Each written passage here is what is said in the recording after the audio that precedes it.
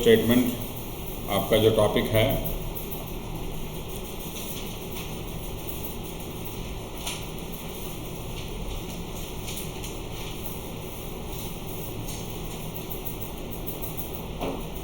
अब कोई को बोलता है स्टूडेंट, जैसे कल आयुष बोला कि दोनों में सेम है cash flow statement. Cash flow statement मतलब कैश फ्लो स्टेटमेंट ही होता है, चाहे वो कंपनी अकाउंट्स के लिए बनाइए चाहे फाइनेंशियल स्टेटमेंट के लिए बनाइए, दोनों में ही हम लोग अकाउंटिंग स्टैंडर्ड 3 का ही रूल फॉलो करते हैं।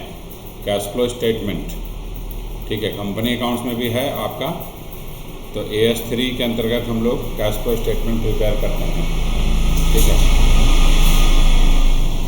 कैश फ्लो स्टेटमेंट प्रिपेयर करने का ऑब्जेक्टिव ये है कि हमें इस ऑर्गेनाइजेशन का, किसी भी ऑर्गेनाइजेशन का कैश का फ्लो पता लगाना है। ठीक है, कैश के फ्लो को पता लगाना है किसी भी तरह के ऑर्गेनाइजेशन का। यहाँ पर कैश का मतलब जो हो गया, cash means cash and cash equivalents.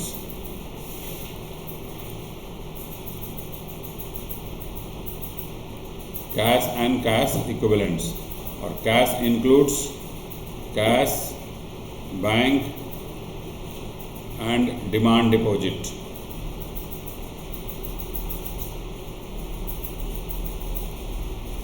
और cash equivalent means any investment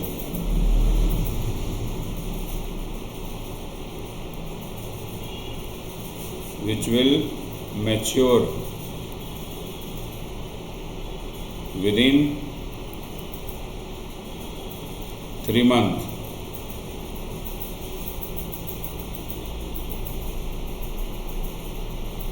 from the date of investment। ऐसा इन्वेस्टमेंट जो कि 3 महीने के अंदर मैच्योर कर जाएगा। ठीक है, मैच्योर करेगा within 3 month from the date of investment. ठीक है, अरे सैम पंखा बाहर वाला बंद कर दो, इकट्ठा लाइन ना बैठे, फैन खाली बंद कर, और इन्वर्टर का स्विच उधर ना ऑफ होगा शायद, उसको ऑन कर देना।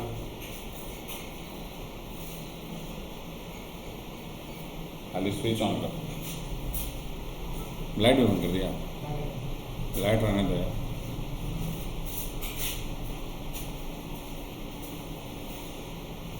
ठीक है, cash and cash equivalent, cash, bank और डिमांड डिपॉजिट। बैंक का मतलब यहाँ बैंक ओवरड्राफ्ट भी है, BOD, बैंक पॉजिटिव और नेगेटिव दोनों बैलेंस हो सकता है। ठीक है,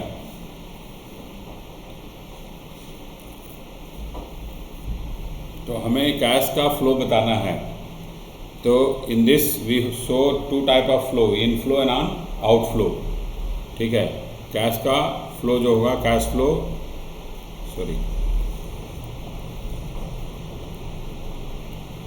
कैश फ्लो दोनों तरह का होगा, इनफ्लो एंड आउटफ्लो।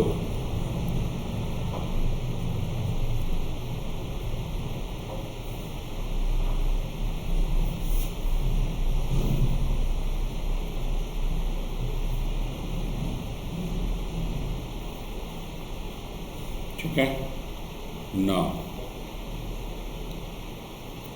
हम आपको फॉर्मेट डायरेक्ट डिस्कस करते हैं हम लोग। ठीक है, कैश फ्लो स्टेटमेंट बनाने का 2 मेथड है, डायरेक्ट और इनडायरेक्ट। पहले हम इनडायरेक्ट मेथड का आपको फॉर्मेट दे देते हैं। ठीक है, उसके बाद डायरेक्ट मेथड का फॉर्मेट करेंगे।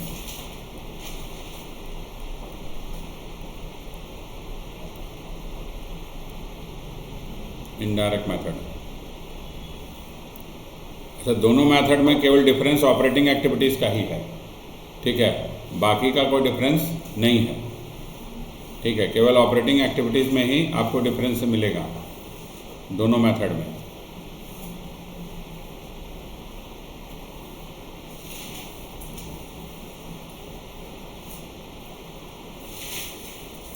जब भी कैश फ्लो स्टेटमेंट बनाएंगे हम लोग 2 कॉलम इस तरह से खींचेंगे, एक इनर कॉलम जिसमें सारा हम लोग प्लस माइनस जो भी करना होगा, और फाइनल अमाउंट जो आएगा वो हम लोग आउटर कॉलम में लिखेंगे। मेन कॉलम हमारा बाहर वाला है, बाकी जो अंदर वाला कॉलम है सारा प्लस माइनस करने के लिए। हम किसी भी ऑर्गेनाइजेशन का कैश फ्लो स्टेटमेंट बनाएंगे, उसके कैश इनफ्लो और आउटफ्लो को दिखाने के लिए 3 पार्ट में हम लोग इसका वर्किंग करते हैं, 3 पार्ट्स है, ठीक है। पार्ट ए आपका जो है ऑपरेटिंग एक्टिविटीज़,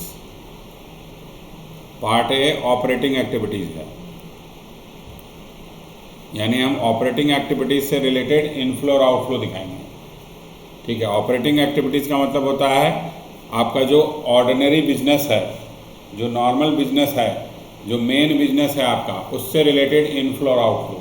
अगर कोई मैन्युफैक्चरिंग ऑर्गेनाइजेशन है मान लेते हैं, तो उसका मेन इनफ्लो और आउटफ्लो क्या होगा, तो सेल करेगा तो इनफ्लो, ठीक है, और आउटफ्लो होगा परचेज से related, payment for salary, payment operating expenses जो पे करेगा। तो ऑपरेटिंग एक्टिविटीज़ में वो सारे इनफ्लो और आउटफ्लो आएंगे जो आपका उसके मेन और ऑर्डिनरी या नॉर्मल बिजनेस ट्रांजैक्शन से रिलेटेड है। अगर वो एसेट खरीदेगा तो ऑपरेटिंग एक्टिविटी में नहीं आएगा, क्योंकि एसेट हमारा नॉर्मल बिजनेस ट्रांजैक्शन नहीं है, ठीक है ना। तो यानी दूसरे तौर से बोल सकते हो कि यानी जो रेवेन्यू ट्रांजैक्शन है, रेवेन्यू नेचर का जो ट्रांजैक्शन है ना, उससे रिलेटेड इनफ्लो आउटफ्लो जो होगा वो सारा हम ऑपरेटिंग एक्टिविटीज़ में दिखाएंगे।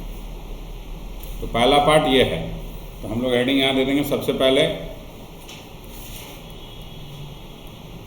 कैश फ्लो फ्रॉम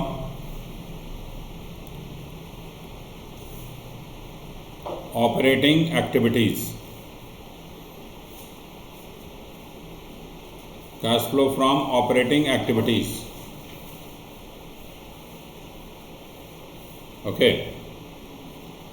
तो cash flow from operating activities में अब देखो, इनडायरेक्ट मेथड में हम लोग वर्किंग थोड़ा बैकवर्ड करते हैं, बैकवर्ड वर्किंग होता है, इसलिए हम इसको इनडायरेक्ट मेथड बोलते हैं। तो उसको थोड़ा समझ लेते हैं हम लोग इनडायरेक्ट मेथड को। हमारे पास जनरली क्या दिया रहेगा इनडायरेक्ट मेथड में, तो बैलेंस शीट या बैलेंस शीट से रिलेटेड इन्फॉर्मेशन, या तो कंप्लीट बैलेंस शीट आपके पास होगा या उससे रिलेटेड इन्फॉर्मेशन होगा, ठीक है। तो बैलेंस शीट में हमारे पास मान लेते हैं कि P&L दिया हुआ है, ठीक है, P&L 20,000। अच्छा, जो बैलेंस शीट में P&L दिखाते हैं ना, वो सारा डिस्ट्रीब्यूशन, एक्युमुलेशन, ठीक है, अप्रोप्रिएशन सब करने के बाद आता है ये, यानी इसमें पिछले साल का भी प्रॉफिट हो सकता है इंक्लूड, ठीक है। मान लीजिए 2020 का ये दिया है और 2021 का ये दिया हुआ है आपको। 2021 में लिखा है 30,000 रुपया, ठीक है, P&L। तो इसमें आफ्टर मेकिंग ऑल एडजस्टमेंट, जो लास्ट में बच रहा है after distribution of dividend, after distribution to general reserve, after distribution of tax, everything सब पेमेंट करने के बाद जो बच रहा है वही जाता है बैलेंस शीट में। जो फाइनेंशियल स्टेटमेंट में हम लोग करते हैं, नोट्स बनाते समय सारा एडजस्टमेंट करते थे ना रिजर्व एंड सरप्लस में, याद है, ऑलरेडी हम लोग पढ़ चुके हैं फाइनेंशियल स्टेटमेंट। तो रिजर्व एंड सरप्लस, हाँ ठीक है, हम बोला, हमको लगा नहीं, ठीक है। तो रिजर्व एंड सरप्लस में जो करते हैं, तो लास्ट में फिर जो बचता है वो बैलेंस शीट में दिखाते थे, तो लास्ट में जो आ रहा है वही ना है, ठीक है।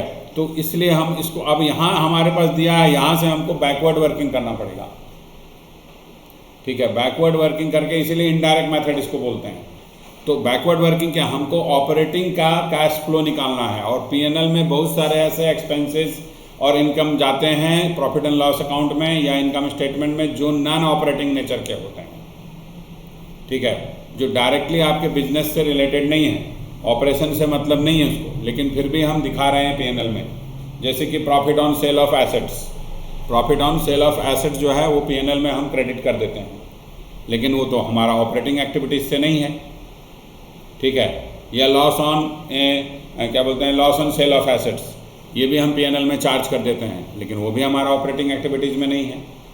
तो हमें क्या, इसीलिए इनडायरेक्ट मेथड में हम लोग क्या करते हैं, बैकवर्ड वर्किंग, जो P&L में अफेक्ट किया है, ठीक है, जो P&L में अफेक्ट किया है नॉन ऑपरेटिंग आइटम का, ठीक है, नॉन ऑपरेटिंग आइटम का, उसको हम एडजस्ट करते हैं यहाँ पर, ठीक है, एडजस्टमेंट होता है। हम स्टार्ट यहीं से करेंगे क्वेश्चन को कि भाई ड्यूरिंग द ईयर में 10,000 का प्रॉफिट आया, ठीक है, 20 से 30 हुआ यानी 10,000 आया ड्यूरिंग द ईयर में प्रॉफिट। अब इसमें हम सारा एप्रोप्रिएशन पहले ऐड कर देते हैं, जो हमने डिस्ट्रीब्यूशन किया, ये एप्रोप्रिएशन टैक्स का सारा हम पहले ऐड कर देंगे, तो आपके पास आ जाएगा नेट प्रॉफिट, ये सारा ऐड हो जाएगा, ठीक है, net profit before appropriation and tax, ये हम यहाँ पर निकाल लेंगे अलग से। ये वर्किंग हम अलग से करेंगे। Net profit during the year निकाल करके हम उसमें एप्रोप्रिएशन प्लस टैक्स का जो भी पार्ट है वो ऐड कर देंगे। ठीक है, तो आ जाएगा net profit before appropriation and tax. अब फिर हम इसको स्टेटमेंट में लिखेंगे। सबसे पहले हम स्टेटमेंट में इसी को लिखते हैं। ठीक है, net profit before appropriation and tax.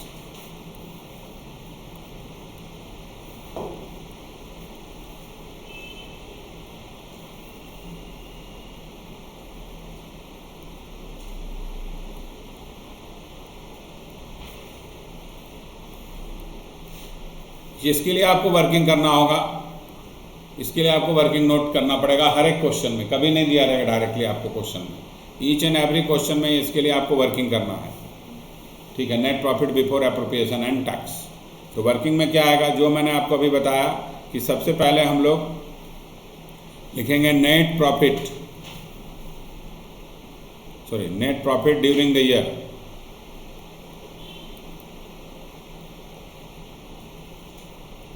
ये हमको कहाँ से मिल जाएगा, तो बैलेंस शीट में मिल जाएगा आपको। 2 साल का balance sheet generally cash flow के स्टेटमेंट में 2 साल का आपको दिया ही रहता है इन जनरल। ठीक है, तो 2 साल का बैलेंस शीट को कंपेयर करके हम करंट ईयर का कितना होगा ये निकाल लेंगे, यानी करंट ईयर का माइनस प्रीवियस ईयर का। ठीक है, तो आपको करंट ईयर का net profit during the year का निकल जाएगा। अब इसमें आप ऐड करोगे, ऐड क्या क्या करेंगे, जो भी एप्रोप्रिएशन आपने किया है, डिपेंड अपॉन द क्वेश्चन। ठीक है, मैं आपको फॉर्मेट बता रहा हूँ तो मैं सारा चीज़ लिख दूंगा अभी। ठीक है, लेकिन क्वेश्चन में हो सकता है हर क्वेश्चन में सारा इन्फॉर्मेशन नहीं होता है, तो वो आपको ध्यान रखना पड़ेगा। सबसे पहले ट्रांसफ़र टू जीआर, अगर हमने पीएनएल में से प्रॉफिट से पीएनएल अकाउंट से जीआर में जर्नलिज्म में ट्रांसफ़र किया है ड्यूरिंग द ईयर में, तो ऐड कर देंगे। फिर हम लोग प्रपोज डिविडेंड,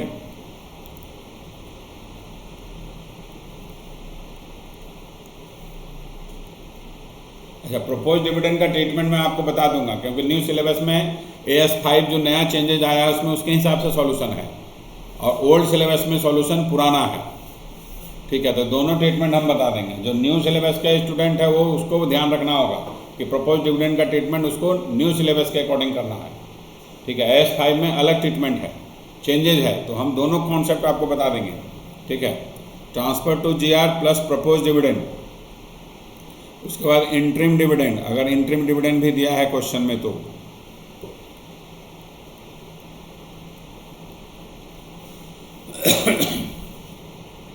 उसके बाद मान लीजिए हमने प्रॉफिट एंड लॉस अकाउंट को यूज किया बोनस इशू करने के लिए। ठीक है, बोनस इशू हम कर रहे हैं पीएनएल से, बोनस इशू ऐड हो जाएगा। बोनस इशू में जो भी फंड पीएनएल का यूज हुआ।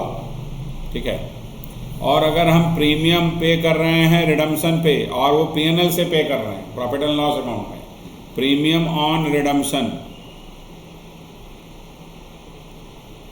ऑफ प्रेफरेंस शेयर और डिबेंचर।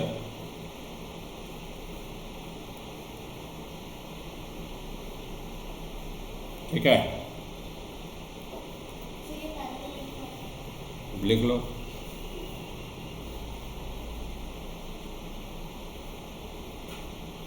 ठीक है, उसके बाद आपका प्रोविजन फॉर टैक्स,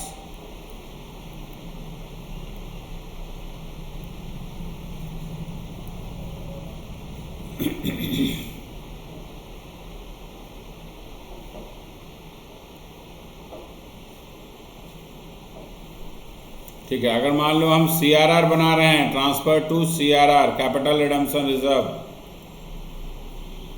और पीएनएल यूज किए थे CRR बनाने के लिए। ठीक है, तो वो भी ऐड कर देंगे।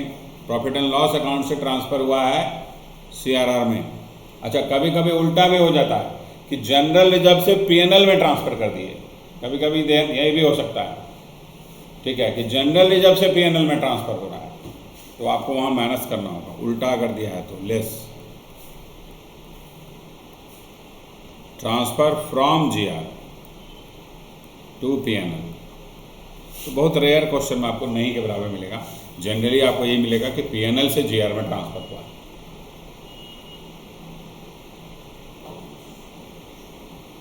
ठीक है। तो ये सारा जो है ऐड करने के बाद आपके पास आ जाएगा net profit before appropriation and tax.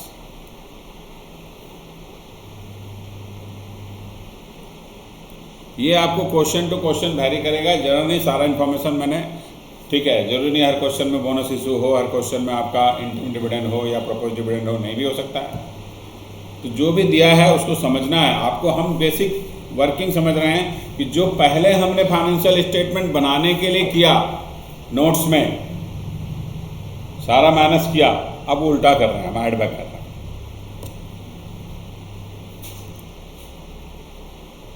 तो ये नेट प्रॉफिट बिफोर एप्रोप्रिएशन और टैक्स आपका निकल जाएगा यहाँ से, उसको आप यहाँ लिख दीजिएगा। अब हम इसमें एडजस्टमेंट करेंगे।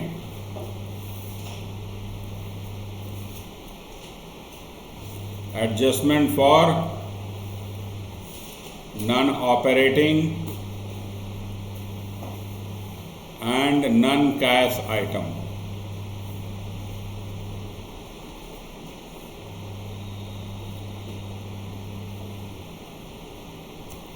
नॉन ऑपरेटिंग और नॉन कैश आइटम जो है उसका एडजस्टमेंट करेंगे। एडजस्टमेंट क्यों करना पड़ता है? इसलिए क्योंकि हमको ऑपरेटिंग कैश फ्लो चाहिए, और पीएनएल में हमने यहाँ पर याद ध्यान रखिएगा, एकदम हम बार बार बोल रहे हैं कि जो पीएनएल में हुआ है जिस आइटम का ट्रीटमेंट, ठीक है, नॉन ऑपरेटिंग नेचर का आइटम का, उसी को हम यहाँ एडजस्ट करेंगे। अगर हम मान लीजिए लॉस हुआ, प्रॉफिट एंड फिक्स एसेट्स को बेच के लॉस हुआ, लेकिन हमने पीएनएल में राइट ऑफ ही नहीं किया लॉस को, हमने सपोज जनरल रिजर्व अकाउंट में राइट ऑफ किया, ठीक है, तो यहाँ नहीं आएगा। तो हम यहाँ एडजस्टमेंट नहीं करेंगे। जो एडजस्टमेंट हम यहाँ profit loss on sale of fix asset नहीं आएगा। ये एकदम आपको याद रखना होगा, ठीक है। जो जो पीएनएल में हुआ है वही करना है। पीएनएल में 5000 लिखे थे तो यहाँ भी 5000 एडजस्ट होगा। पीएनएल में 10,000 लिखे हैं तो यहाँ भी 10,000 एडजस्ट होगा। जो पीएनएल में हुआ है उतना ही अमाउंट यहाँ हमें एडजस्ट करना है, ठीक है। चलिए, अब इसके बाद हम आपको डायरेक्ट लिखते जाते हैं आइटम। क्या क्या आएगा भाई? Generally depreciation. सबसे पहले जनरल क्वेश्चन में, हर क्वेश्चन में आपको depreciation of current year. Current year में जो पीएनएल में चार्ज हुआ डिप्रिसिएशन, करंट ईयर का डिप्रिसिएशन जो हमने पीएनएल में चार्ज किया है वो यहाँ ऐड होगा, ठीक है। फिर आपका आ जाएगा इसमें loss on sale of assets. किसी भी तरह को एसेट्स सेल कर रहे हैं हम, इन्वेस्टमेंट या फिक्स्ड एसेट्स, ठीक है, उसको बेच करके आपको लॉस हो रहा है और वो लॉस आपने पीएनएल में राइट ऑफ किया है, तब हम यहाँ ऐड ऑन करेंगे इसको। अगर पीएनएल में नहीं राइट ऑफ हुआ है तो यहाँ ऐड नहीं होगा, ठीक है, ये याद रखना है आपको। उसके बाद इंटरेस्ट ऑन डिवेंचर या इंटरेस्ट ऑन लोन और बैंक ओवरड्राफ्ट, ठीक है। जो भी इंटरेस्ट आप पीएनएल में चार्ज किए हैं, पीएनएल हम एक्यूरल बेसिस पे बनाते हैं। पीएनएल कैसे बनता है? एक्यूरल बेसिस पे। अनपेड इंटरेस्ट को भी हम इनकम स्टेटमेंट में दिखाते हैं। अभी हम लोग फाइनेंशियल स्टेटमेंट क्वेश्चन बना रहे थे ना, तो दिखाते थे ना, अनपेड इंटरेस्ट भी है तो भी वो जाता था इनकम स्टेटमेंट में। तो पीएनएल में तो हम पूरा चार्ज किए, तो यहाँ पर भी पूरा एड ऑन होगा। क्वेश्चन में दिया है कि इंटरेस्ट पेड 5000, आउटस्टैंडिंग 1000, तो आप ये नहीं सोचिएगा कि पीएनएल में पूरा गया होगा 6000 रुपये, तो आपको 6000 रुपीज़ फुल अमाउंट यहाँ ऐड ऑन करना है। जो पीएनएल में चार्ज हुआ है, ठीक है, उतना ही यहाँ ऐड ऑन होगा, ठीक है। ये आप हमेशा याद रखिएगा। इंटरेस्ट ऑन डिवेंचर और इंटरेस्ट ऑन लोन और बैंक ओवरड्राफ्ट। इसके बाद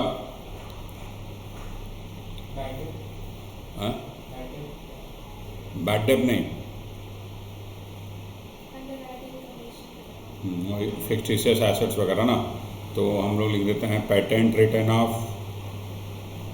अगर हम पेटेंट को राइट ऑफ किए हैं या कोई भी fictitious assets, fictitious assets written off,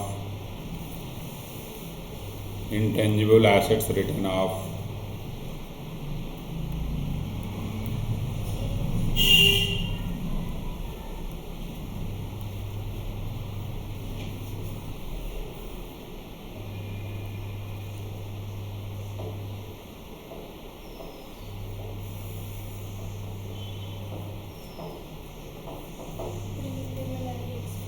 तो ही आ गया ना इसमें। फिक्टिशियस एसेट होता है ना, अगर हम आइटम वाइज लिखेंगे तो preliminary expenses return of, underwriting commission return of, ये सारे फिक्टिशियस एसेट होते हैं। अंडरराइटिंग कमीशन रिटर्न ऑफ, ठीक है, या क्या बोलते हैं उसको, share issue expenses, share issue expenses return of, बहुत सारे फिक्टिशियस एसेट हैं, ठीक है ना। तो कोई भी फिक्टिशियस एसेट्स अगर राइट ऑफ कर रहे हैं हम P&L में, ठीक है, ये तीनों का तीनों फिक्टिशियस एसेट्स हुआ, ये तीनों के तीनों फिक्टिशियस एसेट, ठीक है। तो कोई भी फिक्टिशियस एसेट्स अगर हम P&L में राइट ऑफ किए हैं ड्यूरिंग द ईयर में, तो जितना अमाउंट राइट ऑफ किया है ना उतना ही यहाँ ऐड ऑन कीजिएगा। जितना P&L में आपने शो किया इनकम स्टेटमेंट में, प्रॉफिट एंड लॉस का स्टेटमेंट में, उतना ही आप यहाँ पर ऐड ऑन करोगे, सेम अमाउंट, ठीक है, ये याद रखना होगा। बैलेंस शीट में 10,000 दिया है लेकिन P&L में हम 2,000 दिखाए हैं, तो 2,000 यहाँ आपको ऐड करना है, ठीक है। फिर गुडविल रिटर्न ऑफ,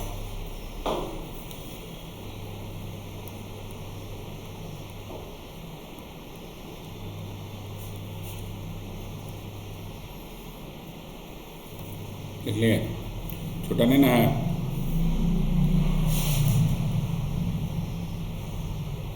ये सारा प्लस माइनस, सॉरी माइनस भी होगा, कुछ माइनस आइटम है, कुछ नहीं लिखे हैं ना, माइनस करेंगे हम लोग, जैसे कि प्रॉफिट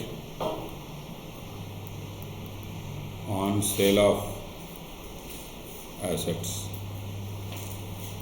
अगर प्रॉफिट हम P&L में क्रेडिट किए हैं तो माइनस होगा, ब्रैकेट में जो हम लिख रहे हैं वो नेगेटिव वैल्यू है। उसके बाद सपोज आपका इंटरेस्ट इनकम,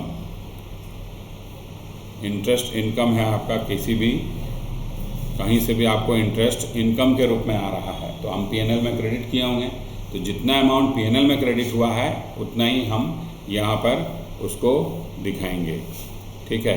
ये आपको बस ये हमेशा याद रखना, कोई भी एडजस्टमेंट करना है हमको ऑपरेटिंग एक्टिविटीज़ में, ठीक है ना, ये हमेशा याद रखना है कि जो P&L में हुआ है वही करना है। जो P&L में नहीं गया, कोई इनकम हमको मिला था हमने P&L में चार्ज ही नहीं किया, जैसे कि मान लो कैपिटल रिजर्व में क्रेडिट कर दिया, तो फिर यहाँ नहीं एडजस्ट होगा, क्योंकि P&L अफेक्टेड ही नहीं है उससे, ठीक है। हमने कैपिटल रिजर्व में क्रेडिट कर दिया तो यहाँ फिर वो चार्ज नहीं होगा, ठीक है। उसी तरह कोई आपको गवर्नमेंट ग्रांट मिल गया था, गवर्नमेंट ग्रांट रिसीव किया है और आपने P&L में क्रेडिट कर दिया, तो ये माइनस कर दीजिएगा, ठीक है। गवर्नमेंट ग्रांट या सब्सिडी आपको मिला, सब्सिडी फ्रॉम गवर्नमेंट रिसीव्ड, आपने P&L में क्रेडिट कर दिया उसको, ये भी माइनस हो जाएगा। एनी इनकम, मान लो रेंट रिसीव आप कर रहे हैं, ठीक है, ये माइनस हो जाएगा। डिस्काउंट रिसीव नहीं होगा, ठीक है, डिस्काउंट इसलिए नहीं होगा, डिस्काउंट रिलेटेड टू परचेज है, तो वो ऑपरेशन से रिलेटेड हुआ, ठीक है ना। डिस्काउंट रिसीव किससे रिलेटेड होता है? परचेज से रिलेटेड, ठीक है, तो इसीलिए वो ऑपरेशन और बिजनेस से रिलेटेड है, इसलिए उसको हम माइनस नहीं करेंगे। वो भी P&L में हम क्रेडिट करते हैं लेकिन वो माइनस नहीं होगा क्योंकि ऑपरेशन से रिलेटेड है, ठीक है। अब इसको हम लोग सॉल्व करेंगे तो हमारे पास आ जाएगा,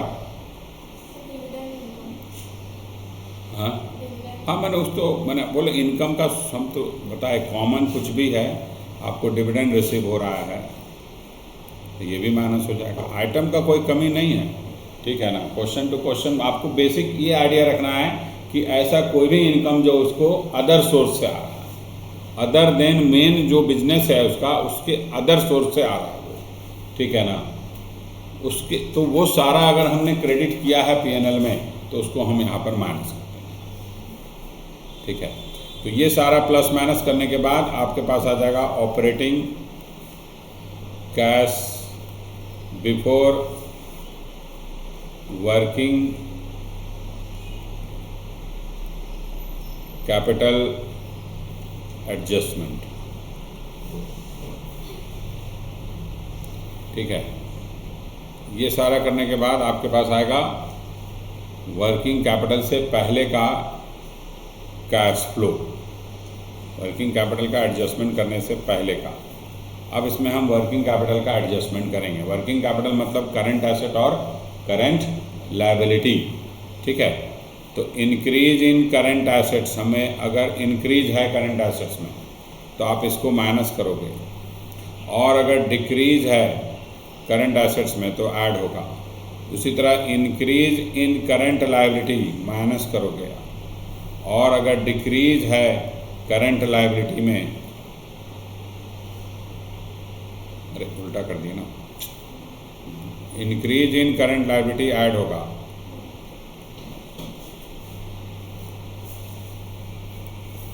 ये ऐड होगा और ये माइनस होगा, डिक्रीज इन करंट लायबिलिटी। अच्छा, करंट एसेट्स जब आप लीजिएगा तो except cash and bank, cash and bank को छोड़ करके आप करंट एसेट्स को लीजिएगा, ठीक है। और जब करंट लायबिलिटी लीजिएगा तो अगर बैंक ओवरड्राफ्ट दिया है क्वेश्चन में तो एक्सेप्ट बीओडी, बैंक ओवरड्राफ्ट, क्योंकि ये कैश एंड कैश इक्विवेलेंट का पार्ट है, ठीक है ना। तो हम उसको वहाँ दिखाएंगे कैश एंड कैश इक्विवेलेंट में, यहाँ हम उसका चेंजेस को एडजस्ट नहीं करेंगे। बाकी सारे करंट एसेट्स को लेंगे, स्टॉक लेंगे, बीआर लेंगे, डेटर लेंगे, प्रीपेड एक्सपेंसेज है तो वो भी लेंगे, ठीक है। इन्वेंट्री दिया है तो उसको भी लेंगे, any type of inventory, stocks किसी भी तरह का, चाहे वो फिनिश गुड्स का हो, चाहे रॉ मटेरियल का हो, चाहे WIP का, एनी टाइप ऑफ स्टॉक, ठीक है, सभी लेंगे हम। लेकिन कैश और बैंक को छोड़ देंगे, क्योंकि कैश एंड बैंक हम कैश एंड कैश इक्विवेलेंट में जब दिखाते हैं लास्ट में, वहाँ उसको हम शो करेंगे, ठीक है। उसी तरह करंट लायबिलिटी में हर तरह का करंट लायबिलिटी लेंगे, will take sundry creditors, trade payables, bills payable, outstanding expenses, ठीक है, एक्रूड एक्सपेंसेस, जो भी गिवन है सब लेंगे, लेकिन बैंक ओवरड्राफ्ट को नहीं लेंगे। इसको हम कैश एंड कैश इक्विवेलेंट का पार्ट मानते हैं, ठीक है। ये सारा प्लस माइनस करेंगे तो हमारे पास आ जाएगा ऑपरेटिंग कैश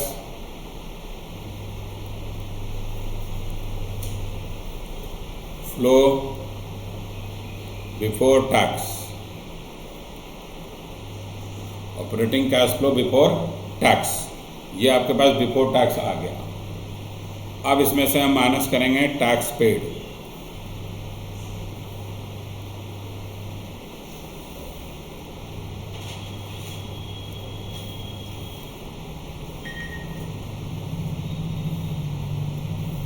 जब टैक्स पेड माइनस होगा उसके बाद आपके पास जो अमाउंट आएगा उसको हम बाहर वाले कॉलम में लिखेंगे, ठीक है, उसको हम आउटर कॉलम में लिखेंगे, और ये हो गया हमारा नेट। अभी नेगेटिव पॉजिटिव जो भी आए, किसी भी तरह का है, ठीक है, पॉजिटिव आएगा तो हम ब्रैकेट में लिख देंगे उसको, नेट कैश फ्लो फ्रॉम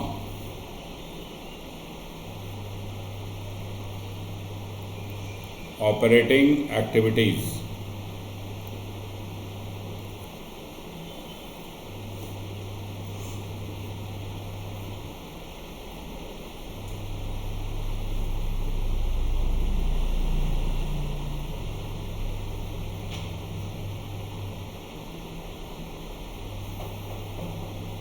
ठीक है।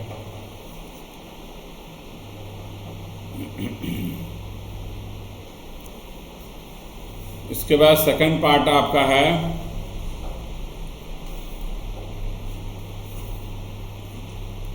Cash flow from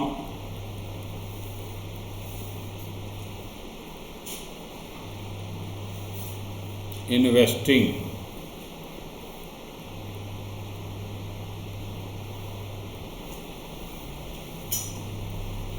activities.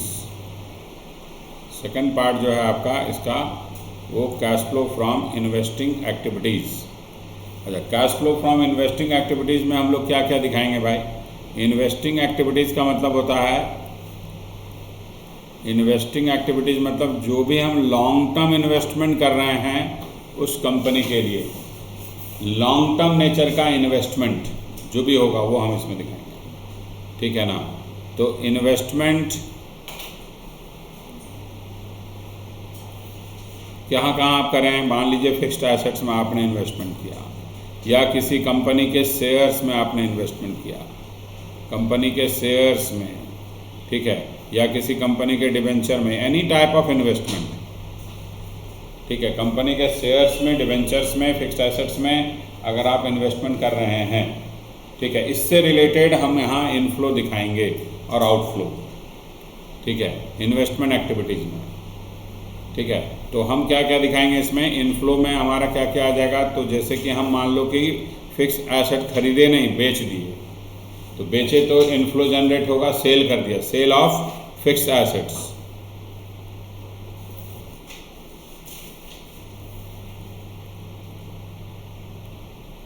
तो ये इनफ्लो जनरेट होगा। उसी तरह सेल, सपोज हमने इन्वेस्टमेंट का कर दिया, sale of investment, inflow generate होगा ये, ठीक है। इससे रिलेटेड ही हमको, इन्वेस्टमेंट से रिलेटेड मान लो कि हमारा इंटरेस्ट हमको मिल रहा है, इंटरेस्ट रिसीव्ड ऑन इन्वेस्टमेंट, तो यहाँ पर जब रिसीव का मतलब एक्चुअल रिसीव जो है वो लिखेंगे। इनकम से मतलब नहीं हमको यहाँ, इनकम मान लो 10,000 था लेकिन हमको मिला अभी 8,000, हमको 10,000 इंटरेस्ट मिलना चाहिए था लेकिन मिला कितना? 8,000। तो एक्चुअल में जो रिसीव हुआ ना वो अमाउंट आएगा यहाँ, ठीक है। पीएनएल में तो हम 10,000 दिखाए होंगे क्योंकि पीएनएल में तो एक्चुअल कॉन्सेप्ट लग रहा है, यहाँ हमको कैश में दिखाना कि एक्चुअल में कैश कितना है, ठीक है। तो एक्चुअल रिसीव जो है वो अमाउंट आएगा इसमें। जो पीएनएल में क्रेडिट किए हैं वो आ भी सकता है, नहीं भी आ सकता, डिपेंड करता है क्वेश्चन के ऊपर। अगर कोई आउटस्टैंडिंग इनकम नहीं है तो टोटल रिसिप्ट है। अगर एक्रूड वर्ड दिया हुआ है आपको, एक्रूड इंटरेस्ट ऑन इन्वेस्टमेंट, तो पीएनएल में जितना क्रेडिट किए उसमें से एक्रूड हटा देंगे तो एक्चुअल अमाउंट रिसिप्ट निकल जाएगा आपका, ठीक है। तो वो ध्यान रखना होगा क्वेश्चन पढ़ने के समय। तो इंटरेस्ट रिसीव्ड ऑन इन्वेस्टमेंट आ गया, सेल ऑफ फिक्स्ड एसेट, ये सारा हमारा। इसके बाद अब मान लीजिए हम एसेट्स को परचेज कर रहे हैं, सेल नहीं कर रहे हैं, परचेज ऑफ फिक्स्ड एसेट्स। अच्छा, परचेज जो कर रहे हैं तो कैश परचेज, कैश में जो खरीदे ना, इससे मतलब है हमको। अगर हम क्रेडिट में खरीद रहे हैं तो नहीं आ गया, तो आउटफ्लो नहीं ना हुआ कैश का। हम इनफ्लो और आउटफ्लो ना कैश का दिखा रहे हैं, हम खरीद लिए, पेमेंट किए ही नहीं, अभी परचेज कर लिए हैं लेकिन पेमेंट कुछ नहीं हुआ, तो नहीं आएगा वो नहीं आएगा क्योंकि वो कैश को एडजस्ट ही नहीं कर रहा हो, कैश को अफेक्ट ही नहीं कर रहा है। तो कैश परचेज आएगा। अगर हम परचेज किए फिक्स्ड एसेट्स और पेमेंट इक्विटी शेयर में खरीद लिए उसको, तो भी कैश अफेक्टेड नहीं है। पेमेंट जो हो रहा है लेकिन इक्विटी शेयर के फॉर्म में हो रहा है, तो भी कैश अफेक्टेड नहीं है। तो कैश परचेज आपको यहाँ कंसिडर करना है, ठीक है ना, नॉन कैश परचेज नहीं लेंगे। उसी तरह परचेज ऑफ इन्वेस्टमेंट,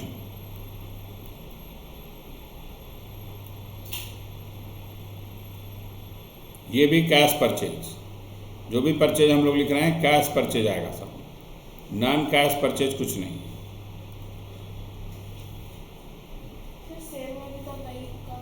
हाँ, सेल में भी वही सेम, जो भी कैश में आ रहा है वही, कैश में सेल जो होगा वही लेंगे।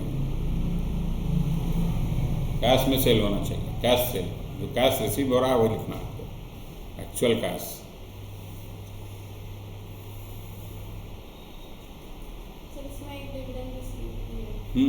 कोई भी इंटरेस्ट मिल रहा है तो डिविडेंड भी मिल सकता है, उसमें कोई दिक्कत नहीं। हम इन्वेस्टमेंट कर रहे हैं तो हमको डिविडेंड भी आ सकता है।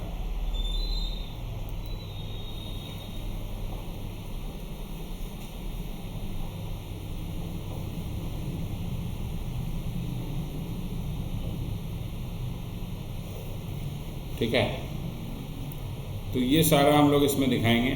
अब इसको प्लस माइनस करने के बाद आपके पास जो अमाउंट आएगा फाइनल वो हो जाएगा net cash flow from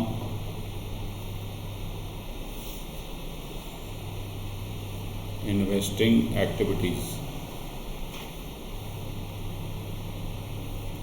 net cash flow from investing activities.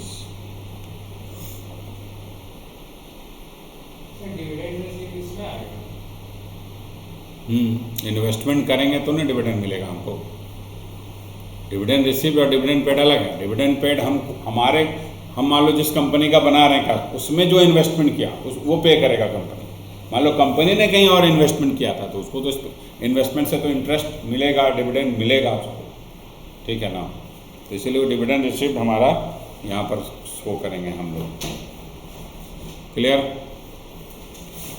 अब इसके बाद थर्ड पार्ट है आपका इसमें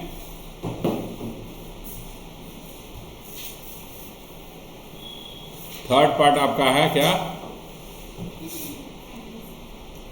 cash flow from financing activities.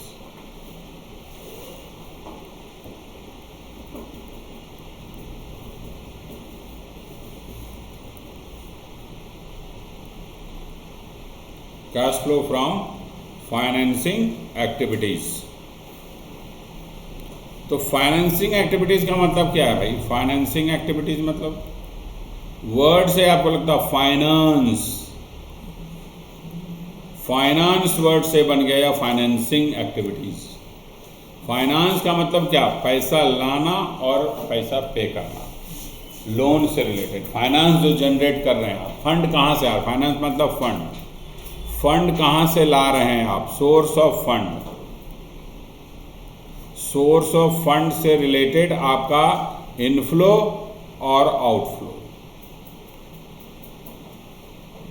Source of fund क्या क्या हो सकता है कि आप equity share, preference share, debenture, loan, bond, बहुत सारे इस तरह के सोर्स हैं हमारे पास जहाँ से हम फंड जनरेट कर सकते हैं, है ना। इक्विटी शेयर से भी हम फंड जनरेट कर सकते हैं, परचेज से भी जनरेट, प्रेफरेंस शेयर इशू करके भी आ सकता है फंड, डिवेंचर से भी आ सकता है, लोन से भी आ सकता है, बैंक ओवरड्राफ्ट से भी आ सकता है।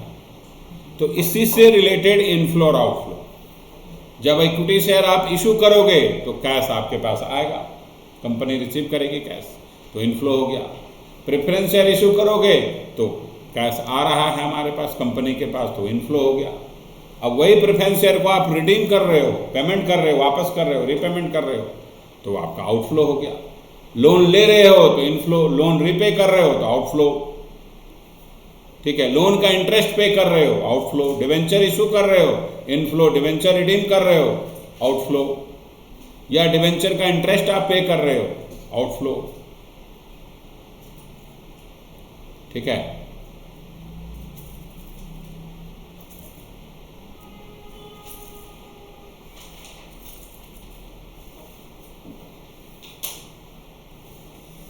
क्या क्या आइटम आएगा इसमें?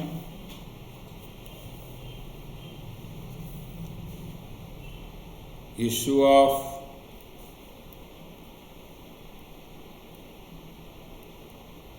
इक्विटी शेयर और प्रेफरेंस शेयर। कैश इशू भाई, कैश, कैश से मतलब है हमको, नॉन कैश इशू नहीं। बोनस इशू कर दिया कंपनी ने, बोनस इशू से कैश आएगा कंपनी के पास? नहीं आएगा। राइट इशू से आएगा, क्योंकि राइट इशू फ्री में नहीं मिलता है शेयर होल्डर को, शेयर होल्डर को परचेज करना पड़ता है। लेकिन बोनस इशू तो फ्री में देता है कंपनी, ठीक है। तो बोनस इशू से कैश कुछ नहीं आएगा। या issue of share for purchase of asset, हमने इशू किया शेयर परचेज ऑफ एसेट्स के लिए, तो वो भी नॉन कैश इशू है, उसमें भी कैश नहीं आ रहा है कंपनी के पास, तो वो नहीं आएगा इसमें। कैश इशू से मतलब है हमको, तो ये इनफ्लो होगा हमारा। उसी तरह issue of debenture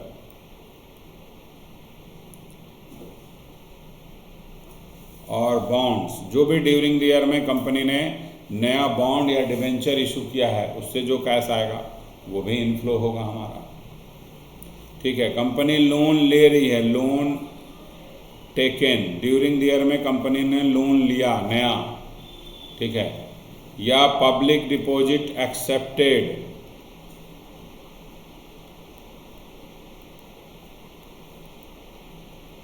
during the year में कंपनी ने पब्लिक डिपॉजिट एक्सेप्ट किया है, ये भी आएगा, ठीक है।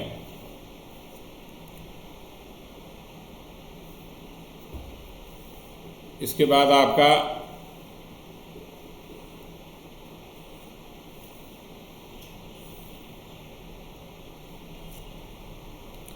रीपेमेंट ऑफ लोन, अब रीपे करेंगे लोन या पब्लिक डिपॉजिट,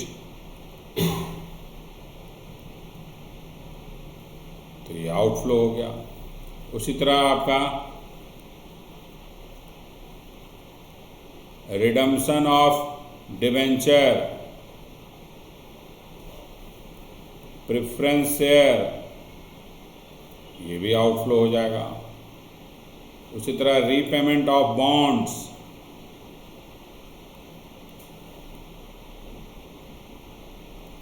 आउटफ्लो होगा हमारा, ठीक है। इंटरेस्ट हम पे कर रहे हैं, interest on debenture, bond, loan, किसी का भी इंटरेस्ट या पब्लिक डिपॉजिट का इंटरेस्ट, लेकिन एक्चुअल अमाउंट जो पे हुआ है ना वो आएगा यहाँ, क्योंकि हमको कैश से मतलब है। एक्रूड जो है वो नहीं आएगा, यहाँ एक्चुअल अमाउंट पेड आएगा।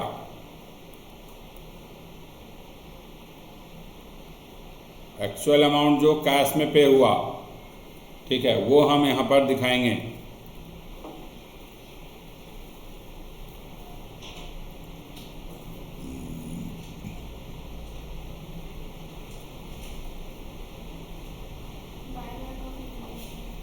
हाँ आएगा, वो भी आएगा, ठीक है।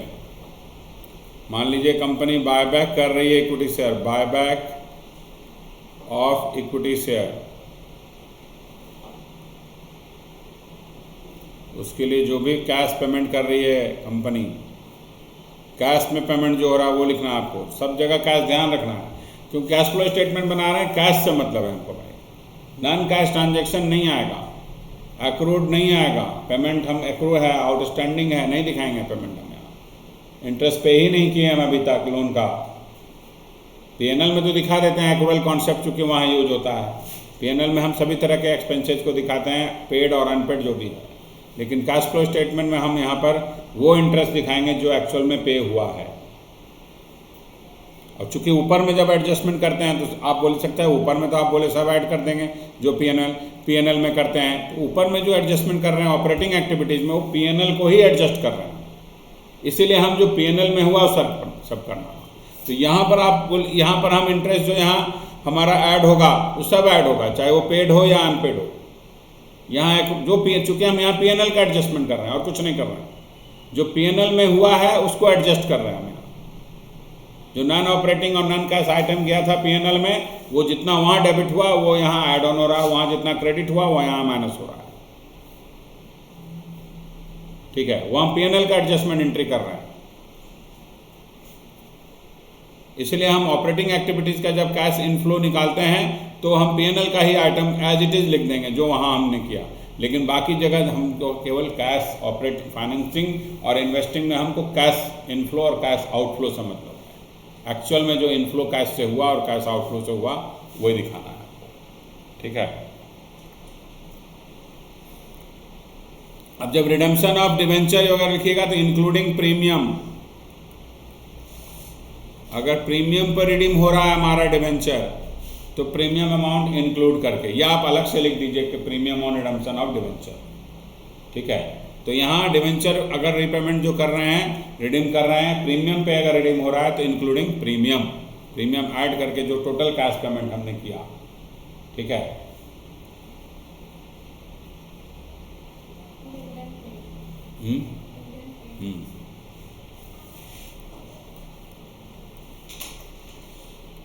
डिविडेंड पेड,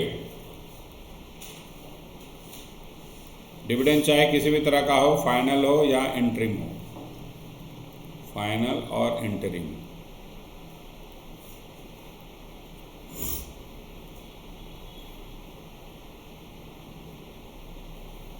ठीक है, तो ये सारा प्लस माइनस करेंगे तो हमारे पास आ जाएगा net cash flow from financing activities.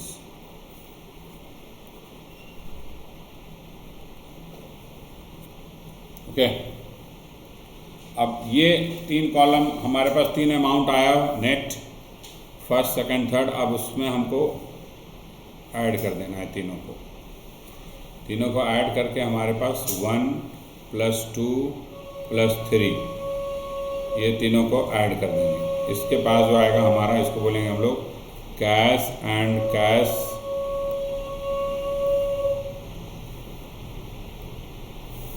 Equivalent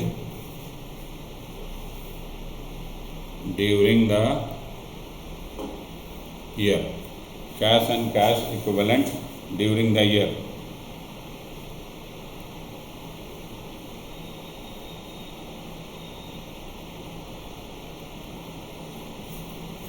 plus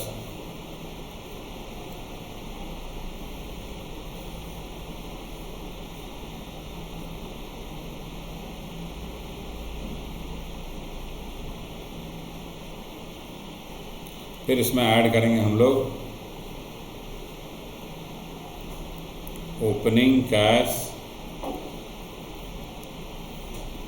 and cash equivalent. आपके पास आ जाएगा closing cash and cash equivalent.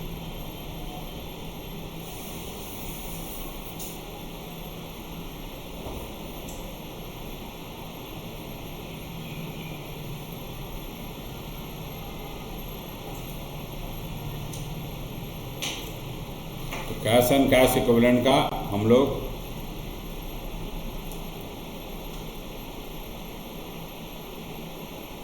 एक छोटा सा स्टेटमेंट बना लेते हैं, ओपनिंग यानी बिगिनिंग ऑफ द ईयर का और क्लोजिंग यानी एंड ऑफ द ईयर का।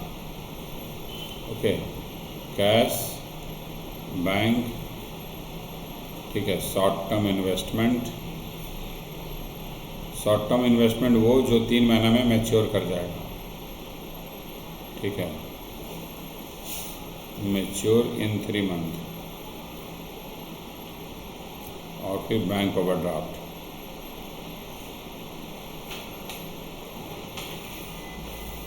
इसका अमाउंट, इसका अमाउंट, इसका अमाउंट, इसका अमाउंट टोटल कर देंगे। बैंक ओवरड्राफ्ट नेगेटिव में रहेगा। ये आप स्टेटमेंट अगर बहुत ज़्यादा आइटम दिया रहता है तब ये करना पड़ता है।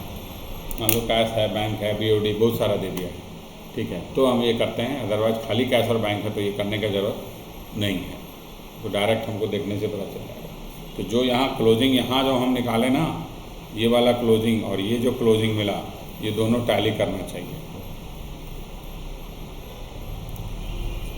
ये दोनों टैली करेगा आपका, ठीक है। अगर ये टैली नहीं कर रहा है ना, ये वाला अमाउंट इसके बराबर नहीं है, इसका मतलब कैश फ्लो स्टेटमेंट आपका गलत बना है।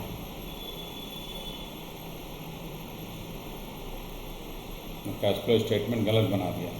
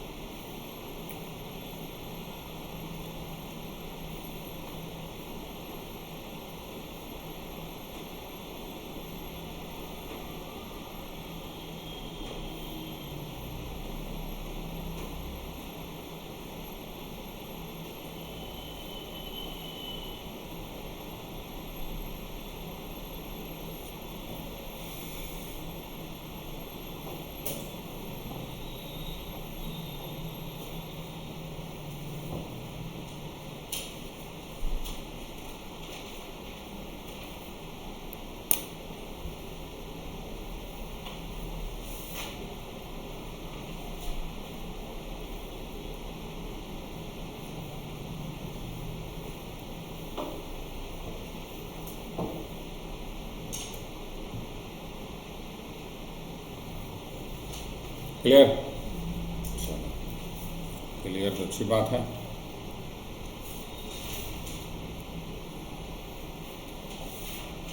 तो अब ये हो गया इनडायरेक्ट मेथड में हम लोग इस तरह से बनाएंगे, ठीक है, कैश फ्लो स्टेटमेंट किसी भी क्वेश्चन में। और इनडायरेक्ट और डायरेक्ट में बस डिफरेंस ऑपरेटिंग एक्टिविटीज़ का ही है। इन्वेस्टिंग और फाइनेंसिंग दोनों में सेम बनता है, चाहे आप इनडायरेक्ट मेथड से बनाओ चाहे डायरेक्ट मेथड से बनाओ, ठीक है। तो उसमें कहीं कोई डिफरेंस नहीं है।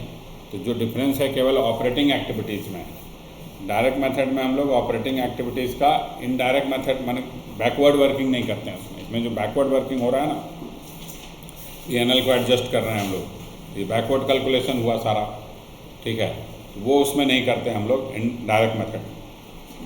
हम लोग डायरेक्टली निकाल लेते हैं कि कितना कैश ऑपरेटिंग एक्टिविटीज से आ रहा है, ठीक है। तो हम लोग इसको डायरेक्ट कैलकुलेट कर लेते हैं, तो इसीलिए उसमें ज़्यादा झमेला नहीं आएगा आपको। हाँ, वर्किंग ज़्यादा होता है उसी में, ये भी बात बता देते हैं हम, ठीक है, क्योंकि उसमें बहुत सारा वर्किंग करके आपको बहुत सारा अमाउंट निकालना पड़ता है। कैश सेल मिसिंग है, कलेक्शन फ्रॉम डेटर मिसिंग है, पेमेंट टू क्रेडिटर मिसिंग है, तो सारा वर्किंग करना पड़ेगा आपको, वर्किंग सारा करना पड़ेगा, ठीक है, ज़्यादा लेंदी हो जाता है इन कंपेयर टू दिस, ठीक है ना। तो डायरेक्ट मेथड में हम लोग ऑपरेटिंग एक्टिविटीज़ का कैसे निकालेंगे वो भी लिख लेते हैं हम लोग। डिफरेंस केवल ऑपरेटिंग एक्टिविटीज़ में है, ठीक है।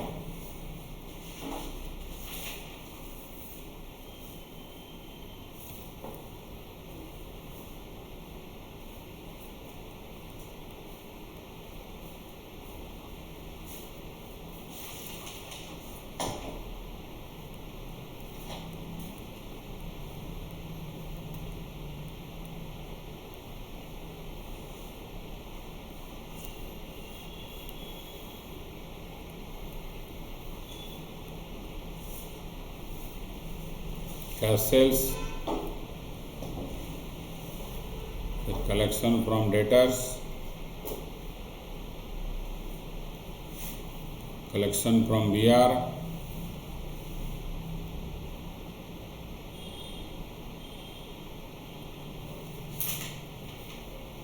ठीक है। पेमेंट करेंगे हम लोग, पेमेंट टू क्रेडिटर,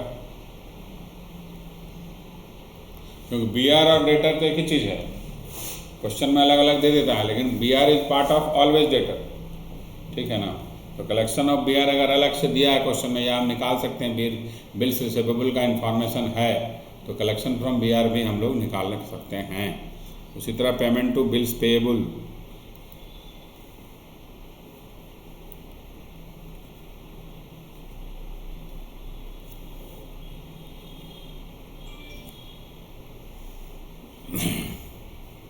फिर पेमेंट फॉर ऑपरेटिंग एक्सपेंसेस, जो ऑपरेटिंग नेचर का खर्चा है उसका खर्चा जो भी पेमेंट किया वो नॉन ऑपरेटिंग नहीं लेंगे इसमें, ऑपरेटिंग नेचर का, जैसे सैलरी, एडवर्टीजमेंट, रेंट, जो भी पे कर रहा है बिजनेस को ऑपरेट से करने से related, advertisement, selling expenses, office expenses, general expenses, जो नॉन ऑपरेटिंग है उसको छोड़कर सारा ऑपरेटिंग ही होता है, ठीक है। ये सारा प्लस माइनस करेंगे हम लोग, और फिर इसमें से टैक्स पेड माइनस कर देंगे।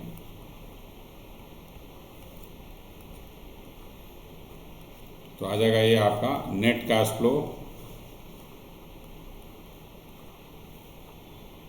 From operating activities. फॉर्मेट तो छोटा है, लेकिन वर्किंग इसमें भी बहुत लेंदी हो जाता है, क्योंकि debtor account, BR account, creditor account, BP account सब आपको निकालना हो। कभी कभी छोटा सा अलग से कैश बुक भी बनाना पड़ता है कि एक्चुअल में कैश सेल आया कितना। तो वर्किंग पूरा आपको लंबा हो जाएगा, फॉर्मेट छोटा है, क्योंकि ये सारा वर्किंग करके आपको निकालना होगा। Collection from debtor, collection from BR, creditor, question के ऊपर डिपेंड करता है। अगर मान लो सारा दे दिया है तो सबका वर्किंग करना पड़ेगा आपको, खाली डेटर क्रेडिटर दिया है तो केवल डेटर क्रेडिटर का वर्किंग होगा,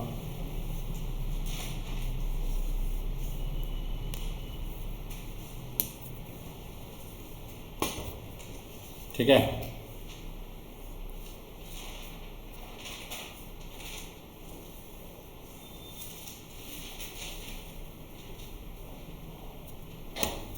तो ये आपका फॉर्मेट का बात हो गया। अब कुछ वर्किंग है इसमें जो हर क्वेश्चन में हम लोग करते हैं, और ध्यान ये रखना है ना कि जो क्वेश्चन है उसमें बहुत सारा एरर भी दिया रहता है। एरर मतलब जो फाइनेंशियल स्टेटमेंट बनाते समय कंपनी ने गलतियां की, फाइनेंशियल स्टेटमेंट बनाते समय जो कंपनी ने अकाउंटिंग एरर किया या ओमिशन है, ठीक है, तो क्या कैश फ्लो स्टेटमेंट भी गलत ही बना दें? फाइनेंशियल स्टेटमेंट मान लो गलत हुआ, कुछ अकाउंटिंग एरर कंपनी ने किया, तो क्या कैश फ्लो स्टेटमेंट भी गलत बना दें? नहीं।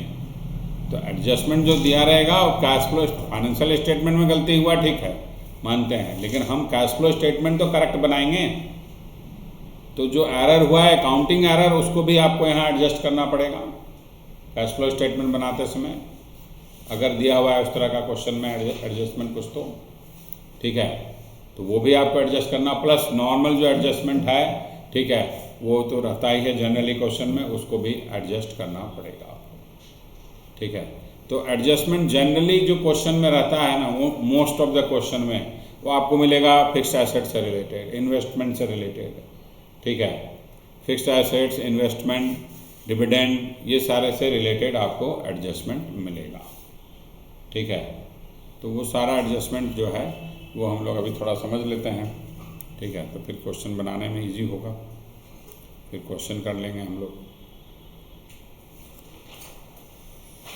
तो अभी मैंने जैसे बताया कि डिविडेंड का भाई दो ट्रीटमेंट है, न्यू सिलेबस वाले को न्यू मेथड से करना है, ओल्ड सिलेबस वाले को ओल्ड मेथड से करना है, ठीक है। तो हम पहले डिविडेंड को ही क्लियर कर देते हैं, ठीक है।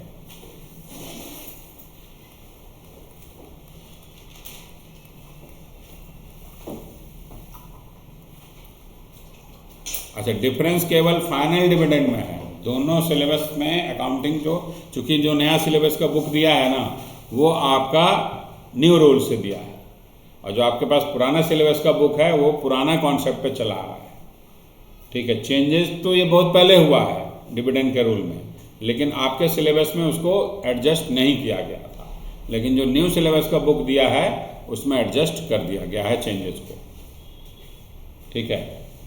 तो हम जो डिफरेंस है दोनों में ना, केवल फाइनल डिविडेंड में है,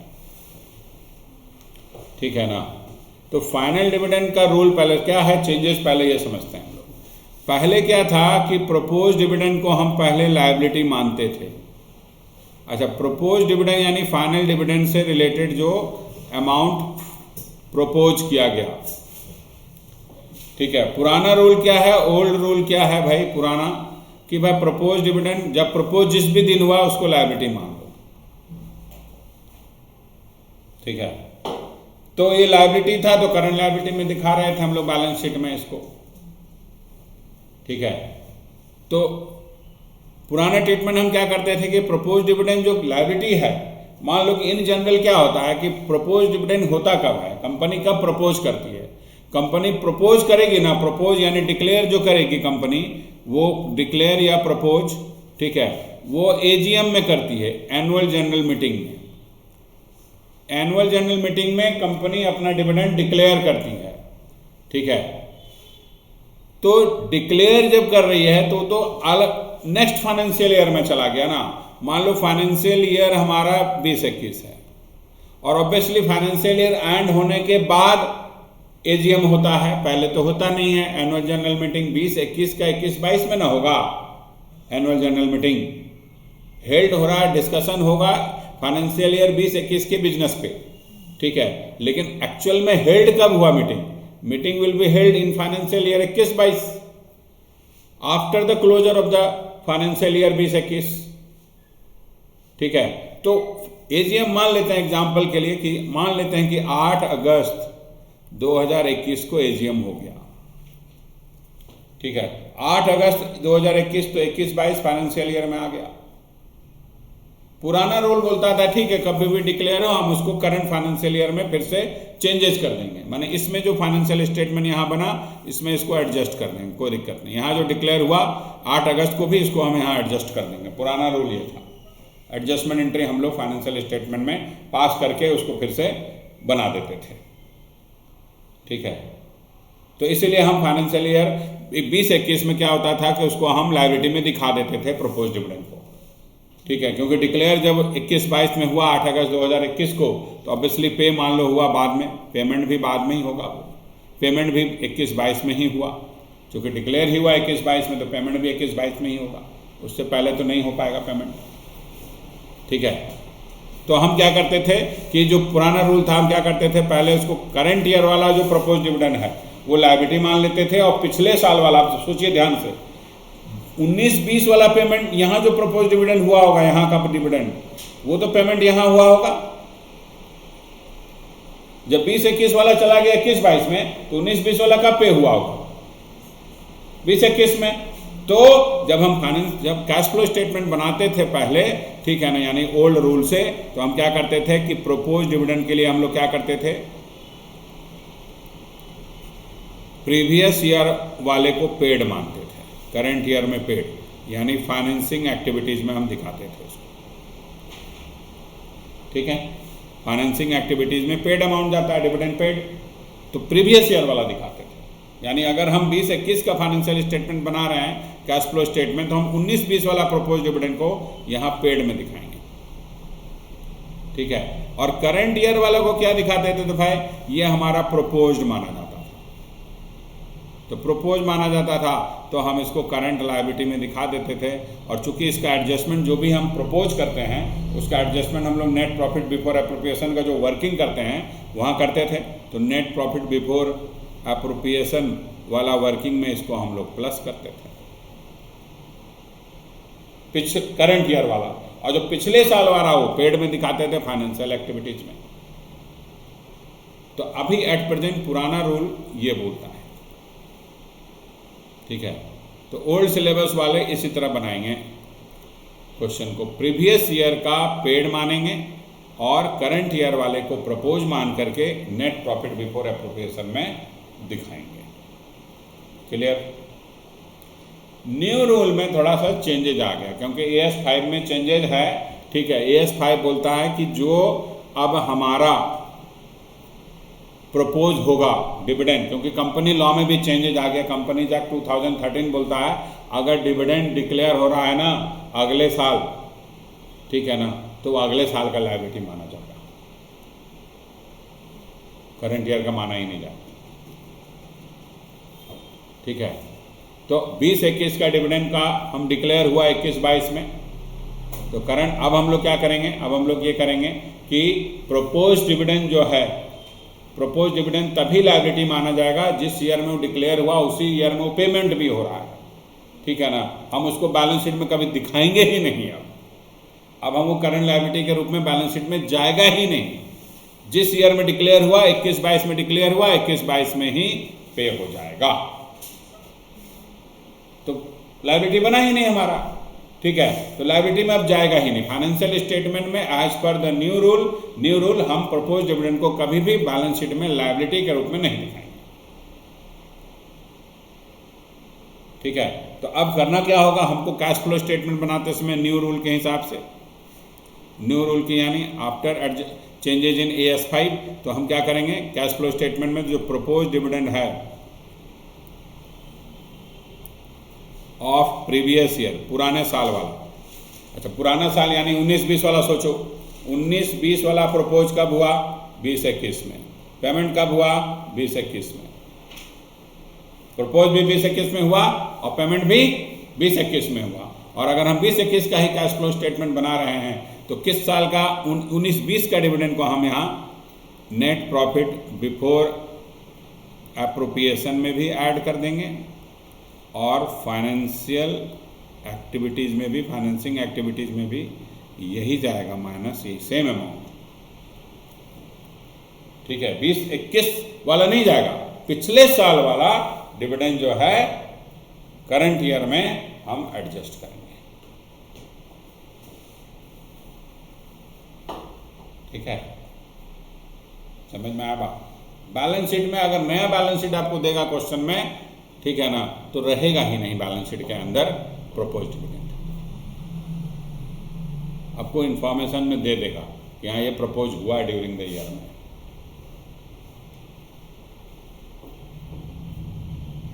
ठीक है। तो पिछले साल जो प्रपोज दिखा अलग पिछले साल का डिविडेंड इतना, वही अप्रोप्रिएशन में ऐड कर दीजिएगा, वही आप फाइनेंसिंग एक्टिविटीज़ में माइनस भी कर, सेम अमाउंट। तो चेंजेज ये आया है, ये ध्यान रखना पड़ेगा। क्लियर? ठीक है ना? कोई दिक्कत? तो ओल्ड सिलेबस वाले ओल्ड मेथड से बनाएंगे क्वेश्चन को, और न्यू सिलेबस वाले न्यू मेथड से बनाएंगे क्वेश्चन। और हम कैसे बनाएंगे? तो हम किसी भी तरह से बना देंगे। क्या समझ में? याद रखना पड़ेगा आपको।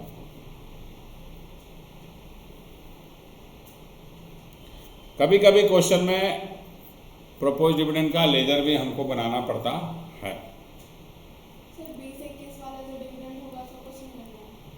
करंट ईयर वाला करंट ईयर में प्रपोज ही नहीं ना हुआ, वो तो 21-22 में प्रपोज हुआ, तो 21-22 में पे हुआ, तो 21-22 में ही होगा जो होगा उसका।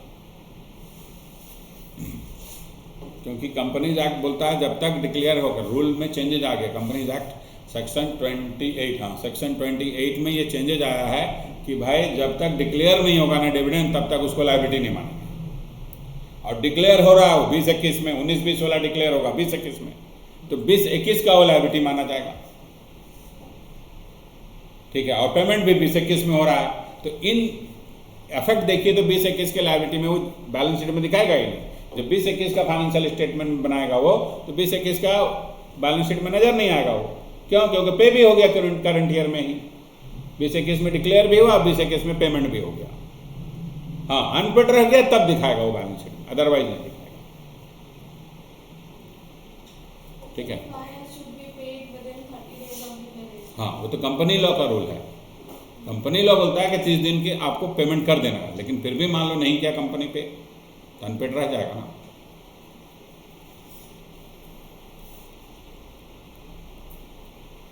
प्रपोज डिविडेंड ये ओल्ड सिलेबस वाले के लिए वर्किंग है, क्योंकि न्यू सिलेबस को तो इसका जरूरत नहीं पड़ेगा, इसलिए क्योंकि हम करंट ईयर का कर ही रहे हैं। सारा चीज़ जो हो रहा है पिछले साल का हो रहा है, ठीक है ना। लेकिन होता क्या है ना, क्वेश्चन को ध्यान से देख के बनाइएगा। न्यू सिलेबस वाला में भी क्या किया है, कोई क्वेश्चन पुराने मेथड से बना दिया है, कोई नए मेथड से बना दिया है।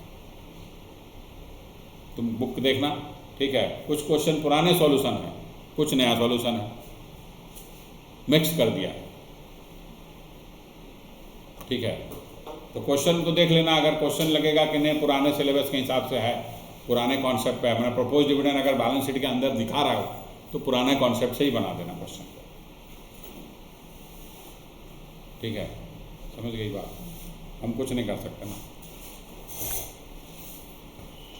जो सिलेबस जैसे बुक में तुम्हारा फाइनेंशियल स्टेटमेंट में भी यही किया है, कुछ क्वेश्चन इलस्ट्रेशन का, कुछ क्वेश्चन न्यू कॉन्सेप्ट से बना दिया है और कुछ पुराने कॉन्सेप्ट से बनाया है।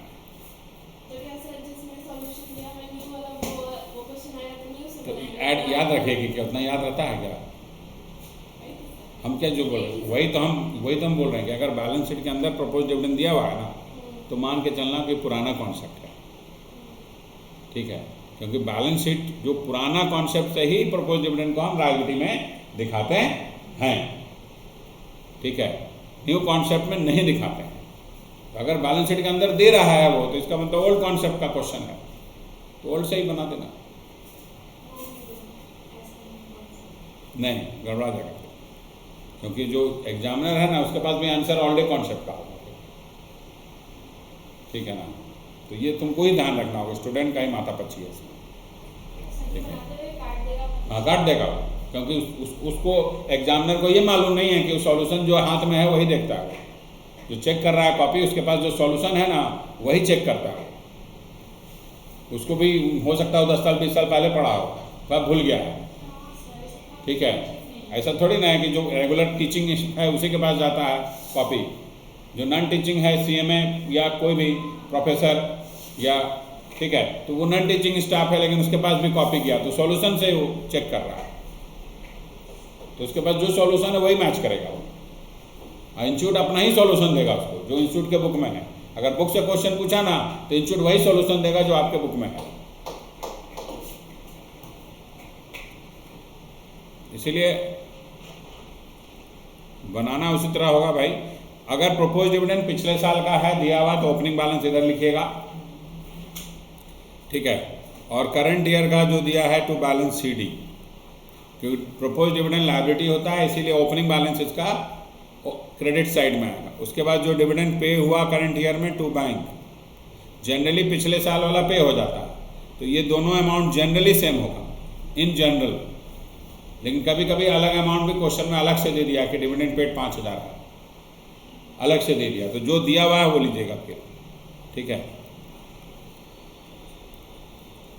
और बाय P&L ये आपका निकल जाएगा करंट ईयर का प्रपोज्ड, करंट ईयर प्रपोज्ड, यही जाएगा नेट प्रॉफिट अप्रोप्रिएशन में एंड टैक्स का जो एडजस्टमेंट करते हैं हम लोग उसमें यही प्लस होगा, यही अमाउंट, ये वाला करंट ईयर का यही है। और ये तो डिविडेंड पे किए, जो डिविडेंड पे किए हैं ये कहाँ जाएगा, ये हम लोग एडजस्ट करेंगे फाइनेंसिंग एक्टिविटीज़ में, फाइनेंसिंग एक्टिविटीज़ में ये माइनस होगा। ये डिविडेंड पेड है, ये पेड अमाउंट है आपका, और ये प्रपोज्ड अमाउंट निकला आपका, ठीक है। तो प्रपोज जाएगा net profit before tax and appropriation में ऐड होगा, और जो पेड अमाउंट है वो इधर आएगा, ठीक है। समझ में आया बात? तो क्वेश्चन ध्यान से पढ़ना पड़ेगा कि प्रपोज डिविडेंड बैलेंस शीट के अंदर भी दिया है और नीचे एडिशनल इन्फॉर्मेशन भी दिया हुआ है, तो ये लेजर आप बना लीजिएगा, ठीक है। अब इंटरिम डिविडेंड, इंटरिम डिविडेंड में कोई दिक्कत नहीं है। इंटरिम डिविडेंड का मतलब होता है, सिंपल सा बात है, इंटरिम डिविडेंड मीन्स,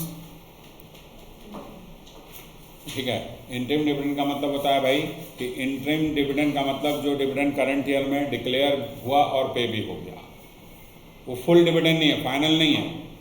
6 महीने का प्रॉफिट के बेसिस पे कंपनी ने डिविडेंड डिक्लेयर कर दिया, या क्वार्टरली प्रॉफिट के बेसिस पे कंपनी ने डिविडेंड डिक्लेयर कर दिया, ठीक है।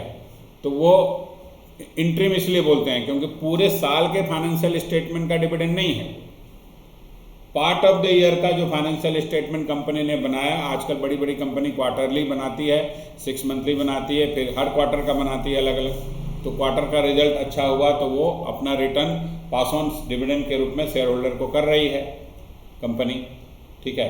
तो वो इसलिए इसको इंटरिम डिविडेंड बोलते हैं। तो इंटरिम डिविडेंड एकदम सिंपल है, कुछ नहीं करना है इसको आपको। Net profit appropriation and tax जब आप निकालिएगा शुरू में, वहाँ आप इसको ऐड कर दीजिएगा, और सेम अमाउंट फाइनेंसिंग एक्टिविटीज़ में पे आप जो है माइनस भी कर दीजिएगा, सेम टू सेम अमाउंट, कुछ अंतर नहीं है, क्योंकि ये जितना प्रपोज हुआ करंट ईयर में ही प्रपोज हुआ, करंट ईयर में ही पे हो गया। तो इसमें कोई चेंजेस नहीं आया है, न्यू रूल, न्यू मेथड और ओल्ड मेथड में इसमें कोई चेंजेस नहीं है इंटरिम डिविडेंड में, क्योंकि तो पहले से ही करंट ईयर में डिक्लेयर होता था, करंट ईयर में पे होता था, ठीक है। तो इसमें कोई चेंजेस नहीं, जो आपको फाइनल डिविडेंड है उसमें चेंजेस हुआ है, ठीक है। समझ में आया बात?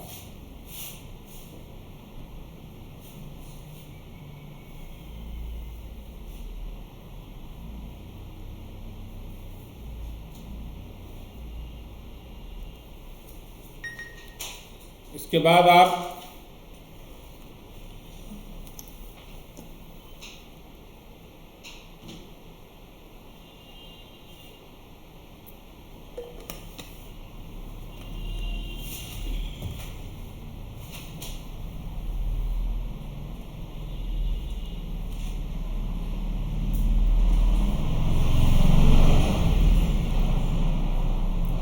प्रोविजन फॉर टैक्स का भी बता ही देते हैं क्या, लगभग same he. Provision for tax का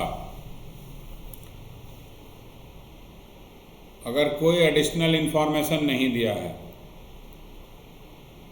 नो एडिशनल इंफॉर्मेशन,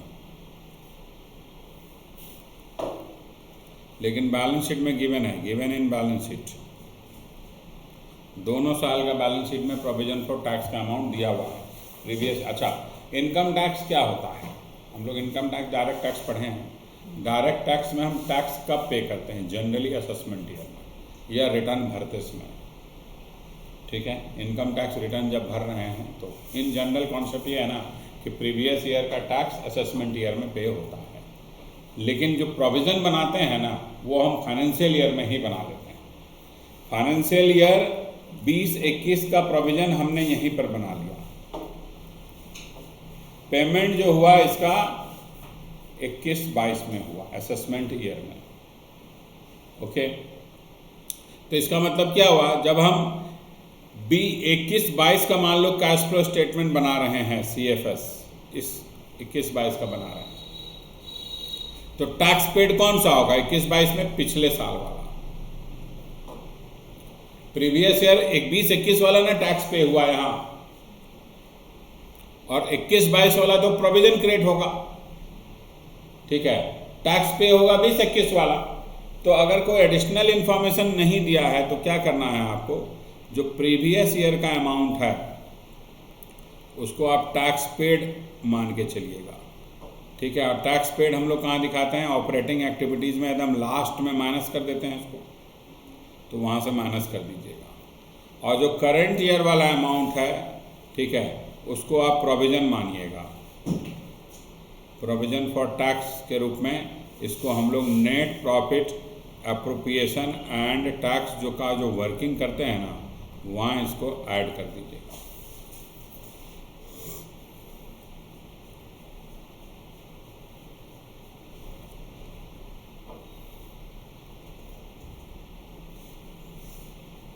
ठीक है।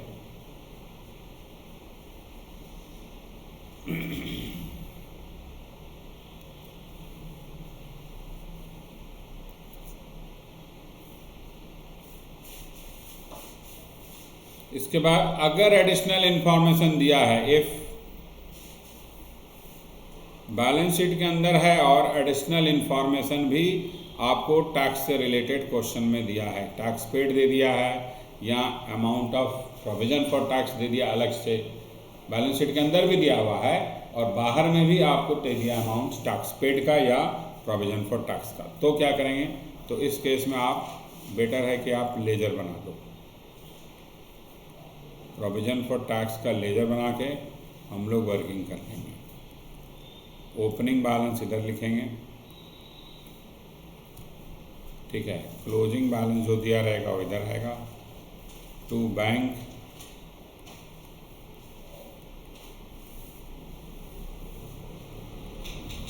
टैक्स पेड का अमाउंट, ठीक है, और फिर बाय P&L, ये जो होगा हमारा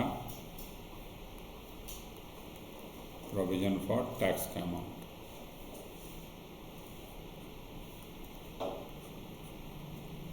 ठीक है।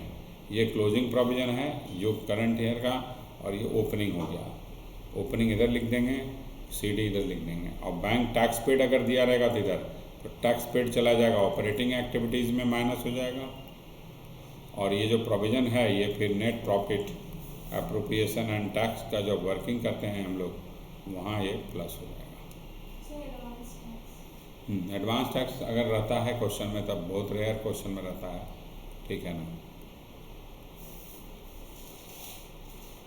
एडवांस टैक्स भी अगर है तो दिया जाएगा, तो एडवांस टैक्स भी तो टैक्स पेड हो गया ना, तो ये दोनों फिर आप दिखा दीजिएगा ऑपरेटिंग में, ठीक है। अगर दिया रहेगा तो टैक्स पेड हम जो भी कर रहे हैं वो आ जाएगा इसमें।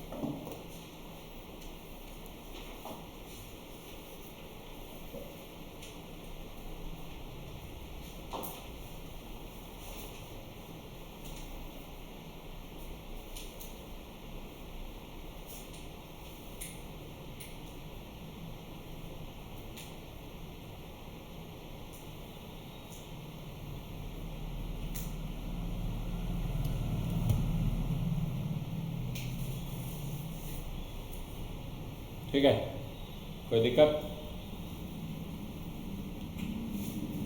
ये आपको ध्यान में रखना होगा प्रोविजन फॉर टैक्स का। कभी कभी क्या करता है कि provision for tax balance sheet के अंदर दिया ही नहीं है, एडिशनल इंफॉर्मेशन में लिख देगा direct tax paid only, provision for tax दिया ही नहीं बैलेंस शीट के अंदर, no provision for tax,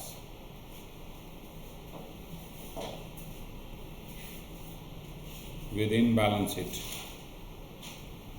balance sheet के अंदर कुछ नहीं दिया है, लेकिन टैक्स पेड आपको एडिशनल इंफॉर्मेशन में दे दिया है।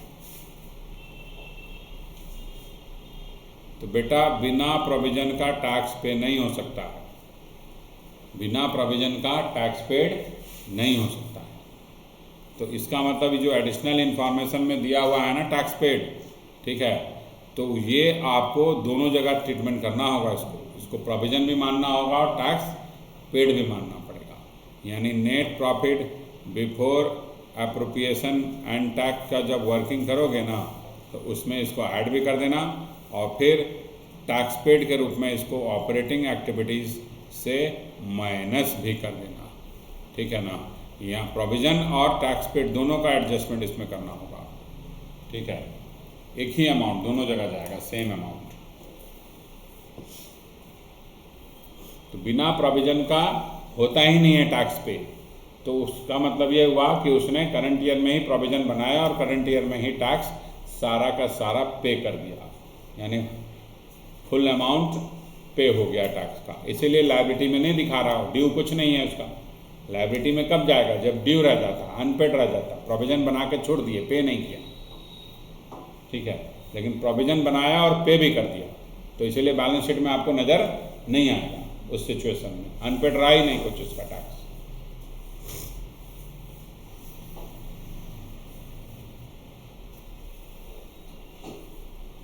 क्लियर?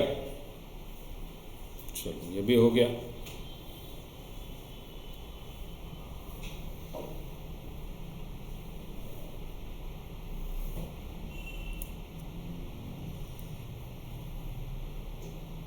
अब इसके अलावा एक और वर्किंग का डिस्कशन हम लोग कर लेते हैं एसेट से रिलेटेड, ठीक है ना।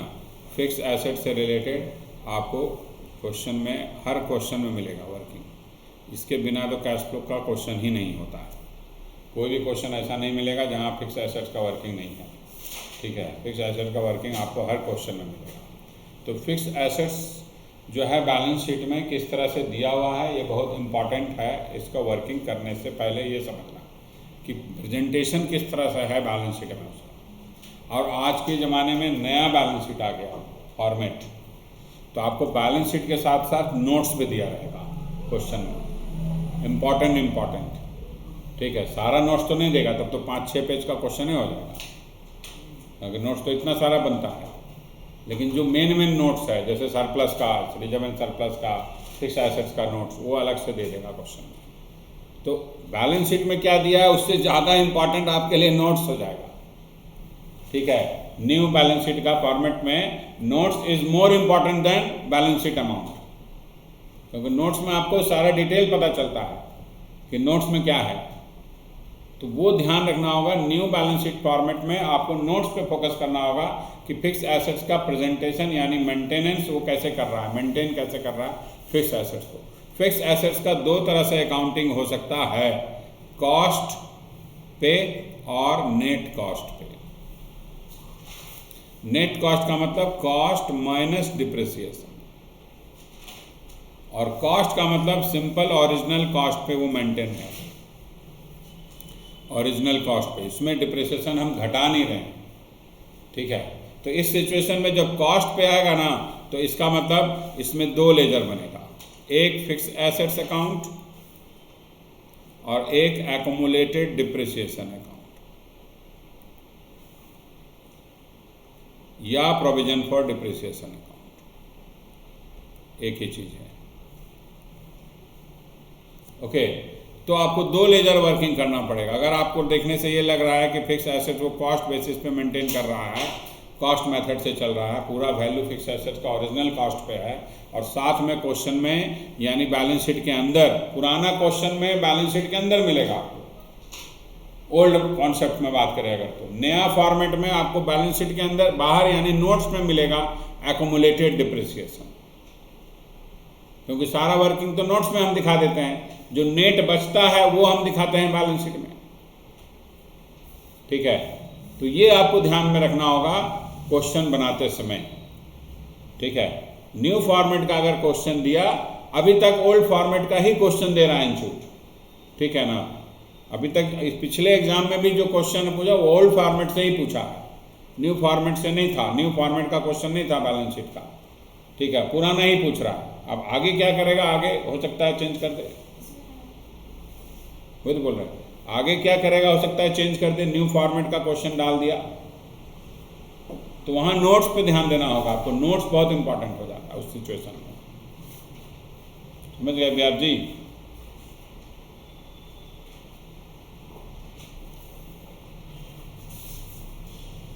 तो नोट्स में देखना होगा क्या किया है, फिक्स एसेट और एक्यूमुलेटेड डिप्रिसिएशन दिया है तो इसका मतलब कॉस्ट पे मेंटेन है, अगर बैलेंस शीट के अंदर दोनों दे दिया तो इसका मतलब कॉस्ट पे मेंटेन है, नहीं दिया हुआ ये दोनों इसका मतलब नेट कॉस्ट है। तो इस सिचुएशन में नेट में केवल आपको फिक्स एसेट्स अकाउंट ही बनाना पड़ेगा,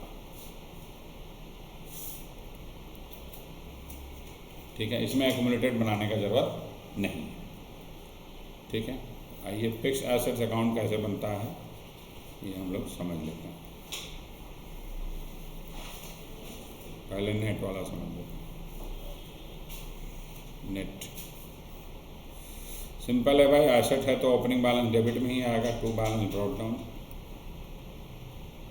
अगर नया एसेट खरीदा है ड्यूरिंग द ईयर में तो टू बैंक, कैश से अगर खरीदा है तो कैश परचेज, अगर इक्विटी शेयर इशू करके खरीदा है तो टू इक्विटी शेयर, ठीक है। फिर इधर आएगा बाय बैंक, जो सेल किया है, जितने में सेल किया, ठीक है। फिर सेल करके अगर लॉस हो गया तो बाय पीएनएल लॉस, वो ध्यान रखना होगा कि लॉस अगर पीएनएल में राइट ऑफ हुआ है तो पीएनएल लिखेंगे, अगर प्रॉफिट हुआ है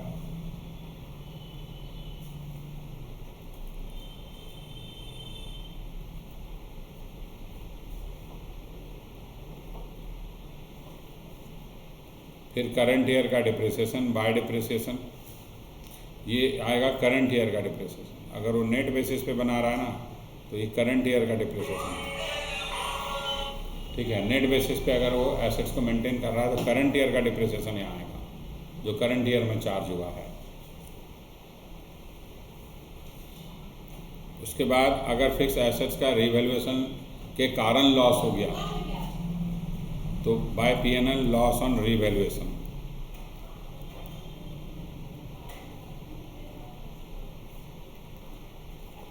ठीक है। पीएनएल तभी लिखेंगे जब पीएनएल में राइट ऑफ हो रहा है, ये सब ये हम आपको बार बार बोल रहे हैं, ध्यान रखना होगा। अगर loss on revaluation right of हुआ कैपिटल रिजर्व में तो कैपिटल रिजर्व लिखेंगे, पीएनएल नहीं लिखेंगे, ठीक है। ये आपको ध्यान रखना होगा, क्वेश्चन टू क्वेश्चन वेरी होकर रहेगा। तो लॉस अगर पीएनएल में नहीं राइट ऑफ हो रहा है, कैपिटल रिजर्व में राइट ऑफ हो रहा है तो पीएनएल की जगह कैपिटल रिजर्व लिखेंगे या जनरल रिजर्व लिखेंगे, जहाँ भी राइट ऑफ हो रहा है जिस भी अकाउंट में, तो आपको एडिशनल दिया रहेगा इन्फॉर्मेशन।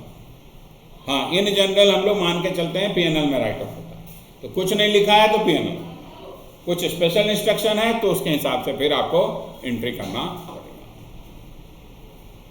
ठीक है। और जब पूरा मार्क्स चाहिए तो खाली कैश फ्लो स्टेटमेंट सही बनाने से नहीं होगा, वर्किंग भी प्रॉपर होना चाहिए, तब जाके वो 10-12 नंबर का मैं 10-12 नंबर देगा आपको सही बनाने पर। अगर आप पूरा वर्किंग सही नहीं किए, खाली कैश फ्लो स्टेटमेंट ठीक है आपका, तो फिर पूरा मार्क्स नहीं भी दे सकता, ठीक है। तो पूरा मार्क्स चाहिए तो वर्किंग भी प्रॉपर होना चाहिए, वो एकदम एक्यूरेट होना चाहिए, ठीक है। और टू कैपिटल रिजर्व और रिवैल्यूएशन रिजर्व,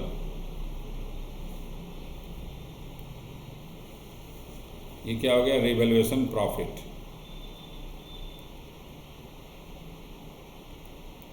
अगर रिवैल्यूएशन हुआ है तो रिवैल्यूएशन प्रॉफिट आ सकता है, ये लॉस होगा तो अगर हम भाई जनरली लॉस को हम पीएनएल में राइट ऑफ करते हैं रिवैल्यूएशन का, ठीक है ना, का लॉस को, और अगर प्रॉफिट होता है तो हम रिवैल्यूएशन रिजर्व या कैपिटल रिजर्व में क्रेडिट करते हैं, ठीक है।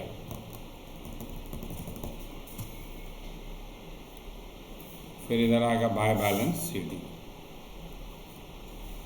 Closing balance. अब ये सारा इंफॉर्मेशन क्वेश्चन में दिया रहेगा क्या, नहीं, कुछ बैलेंसिंग भी निकलता है, तो डिपेंड करता है क्वेश्चन टू क्वेश्चन, वो वैरी करेगा आपका, ठीक है ना। इन जनरल बैलेंसिंग फिगर यही होता है purchase. Most of the question में आपको बैलेंस फिगर जो निकलेगा वो purchase of fixed assets in general. लेकिन कभी कभी मान लो परचेज दे दिया क्वेश्चन में ही, सेल वैल्यू मिसिंग है, तो सेल भी बैलेंसिंग फिगर निकल सकता है, ठीक है। तो वो बैलेंस जो भी नहीं गिवन है क्वेश्चन में इंफॉर्मेशन,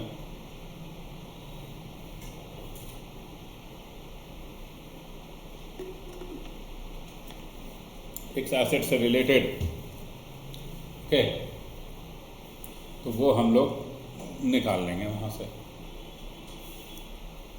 तो एक तो ये हुआ कि नेट बेसिस पे जब बना रहे हैं तो हमको एक्यूमुलेटेड डिप्रिसिएशन अकाउंट बनाने का ज़रूरत नहीं है। लेकिन अगर आपका फिक्स एसेट का अकाउंट कॉस्ट बेसिस पे मेंटेन है तो आपको भाई बनाना पड़ेगा उस केस में। फिक्स एसेट्स को वो कॉस्ट पे मेंटेन कर रहा है, तो उस केस में आपको दोनों लेजर साथ में बनाना पड़ेगा, फिक्स एसेट्स का अकाउंट और एक्यूमुलेटेड डिप्रिसिएशन अकाउंट। ये आप बनाइएगा तब एरर नहीं होगा आपसे, लेकिन अगर आप नहीं बनाइएगा तो एरर होने का चांसेस है। To balance brought down, opening balance आ गया, ठीक है। अगर फिक्स एसेट कॉस्ट पे मेंटेन है तो ये दोनों लेजर बनाना होगा आपको एक साथ में, ठीक है।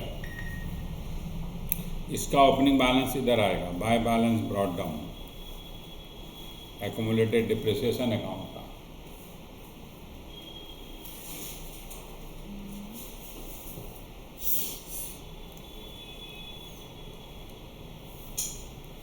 उसके बाद इसका क्लोजिंग बैलेंस भी अगर दिया है तो टू बैलेंस CD इधर आएगा।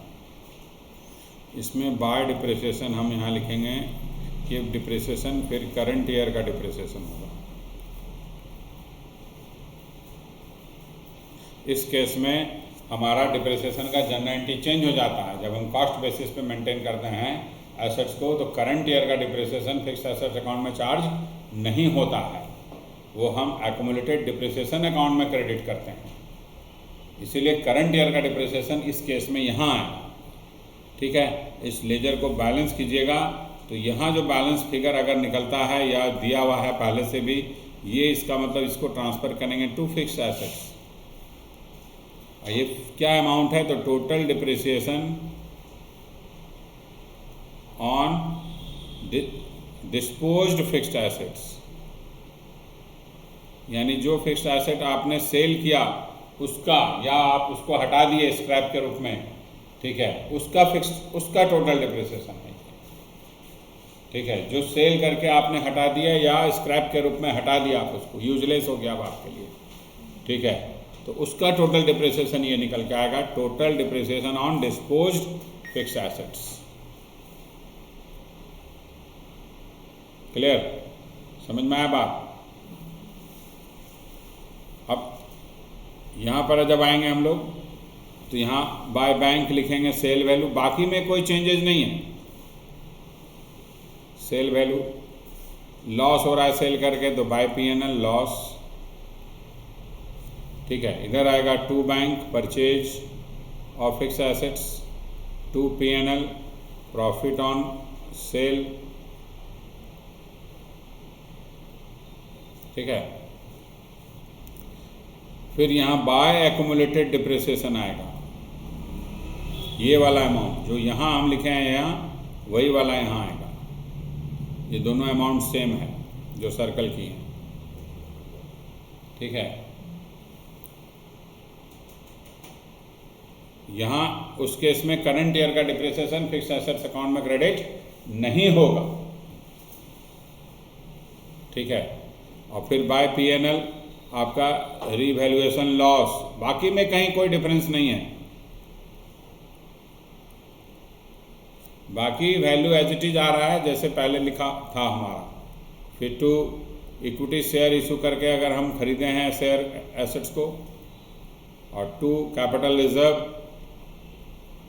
और रिवैल्यूएशन रिजर्व, सब सेम है, कहीं कोई डिफरेंस नहीं, डिफरेंस केवल डिप्रिसिएशन में आया। ठीक है ना जी,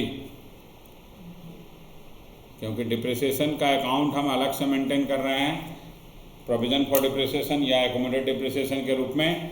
तो जो डिप्रिसिएशन का अकाउंटिंग है ना, उसमें चेंजेज हो रहा है, बाकी में कोई चेंजेज नहीं है।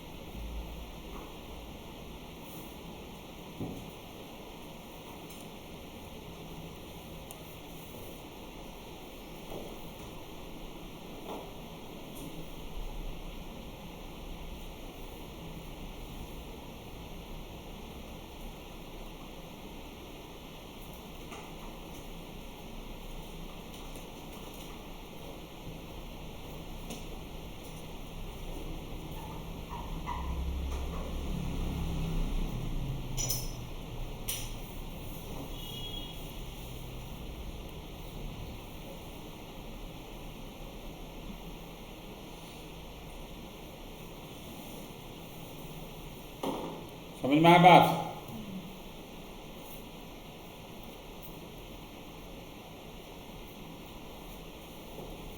चलो, तो ये मेजर वर्किंग है। क्वेश्चन में आपको ध्यान से पढ़ना पड़ेगा, ठीक है ना, बहुत ध्यान से पढ़ना पड़ेगा। ठीक है, क्वेश्चन में आपको वर्किंग क्या क्या जो जो दिया है ना, उसको आपको एडजस्ट करना पड़ेगा वर्किंग को, नहीं तो फिर क्वेश्चन ही गलत बनेगा।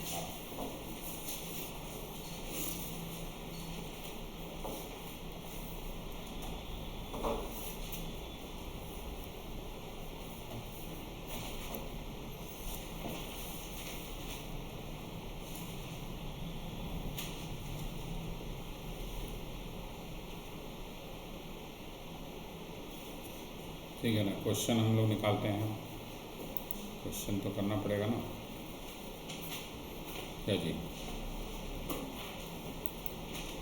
1 मिनट में क्वेश्चन हम निकाल देते हैं।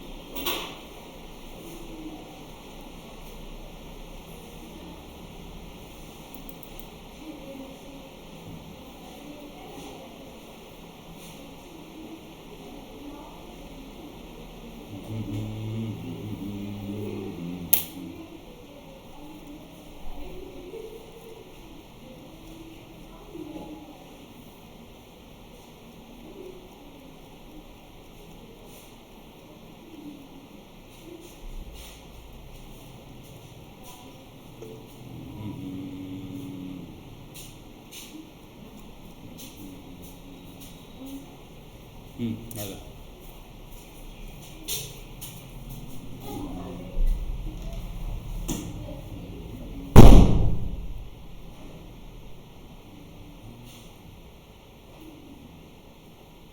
नंबर 68।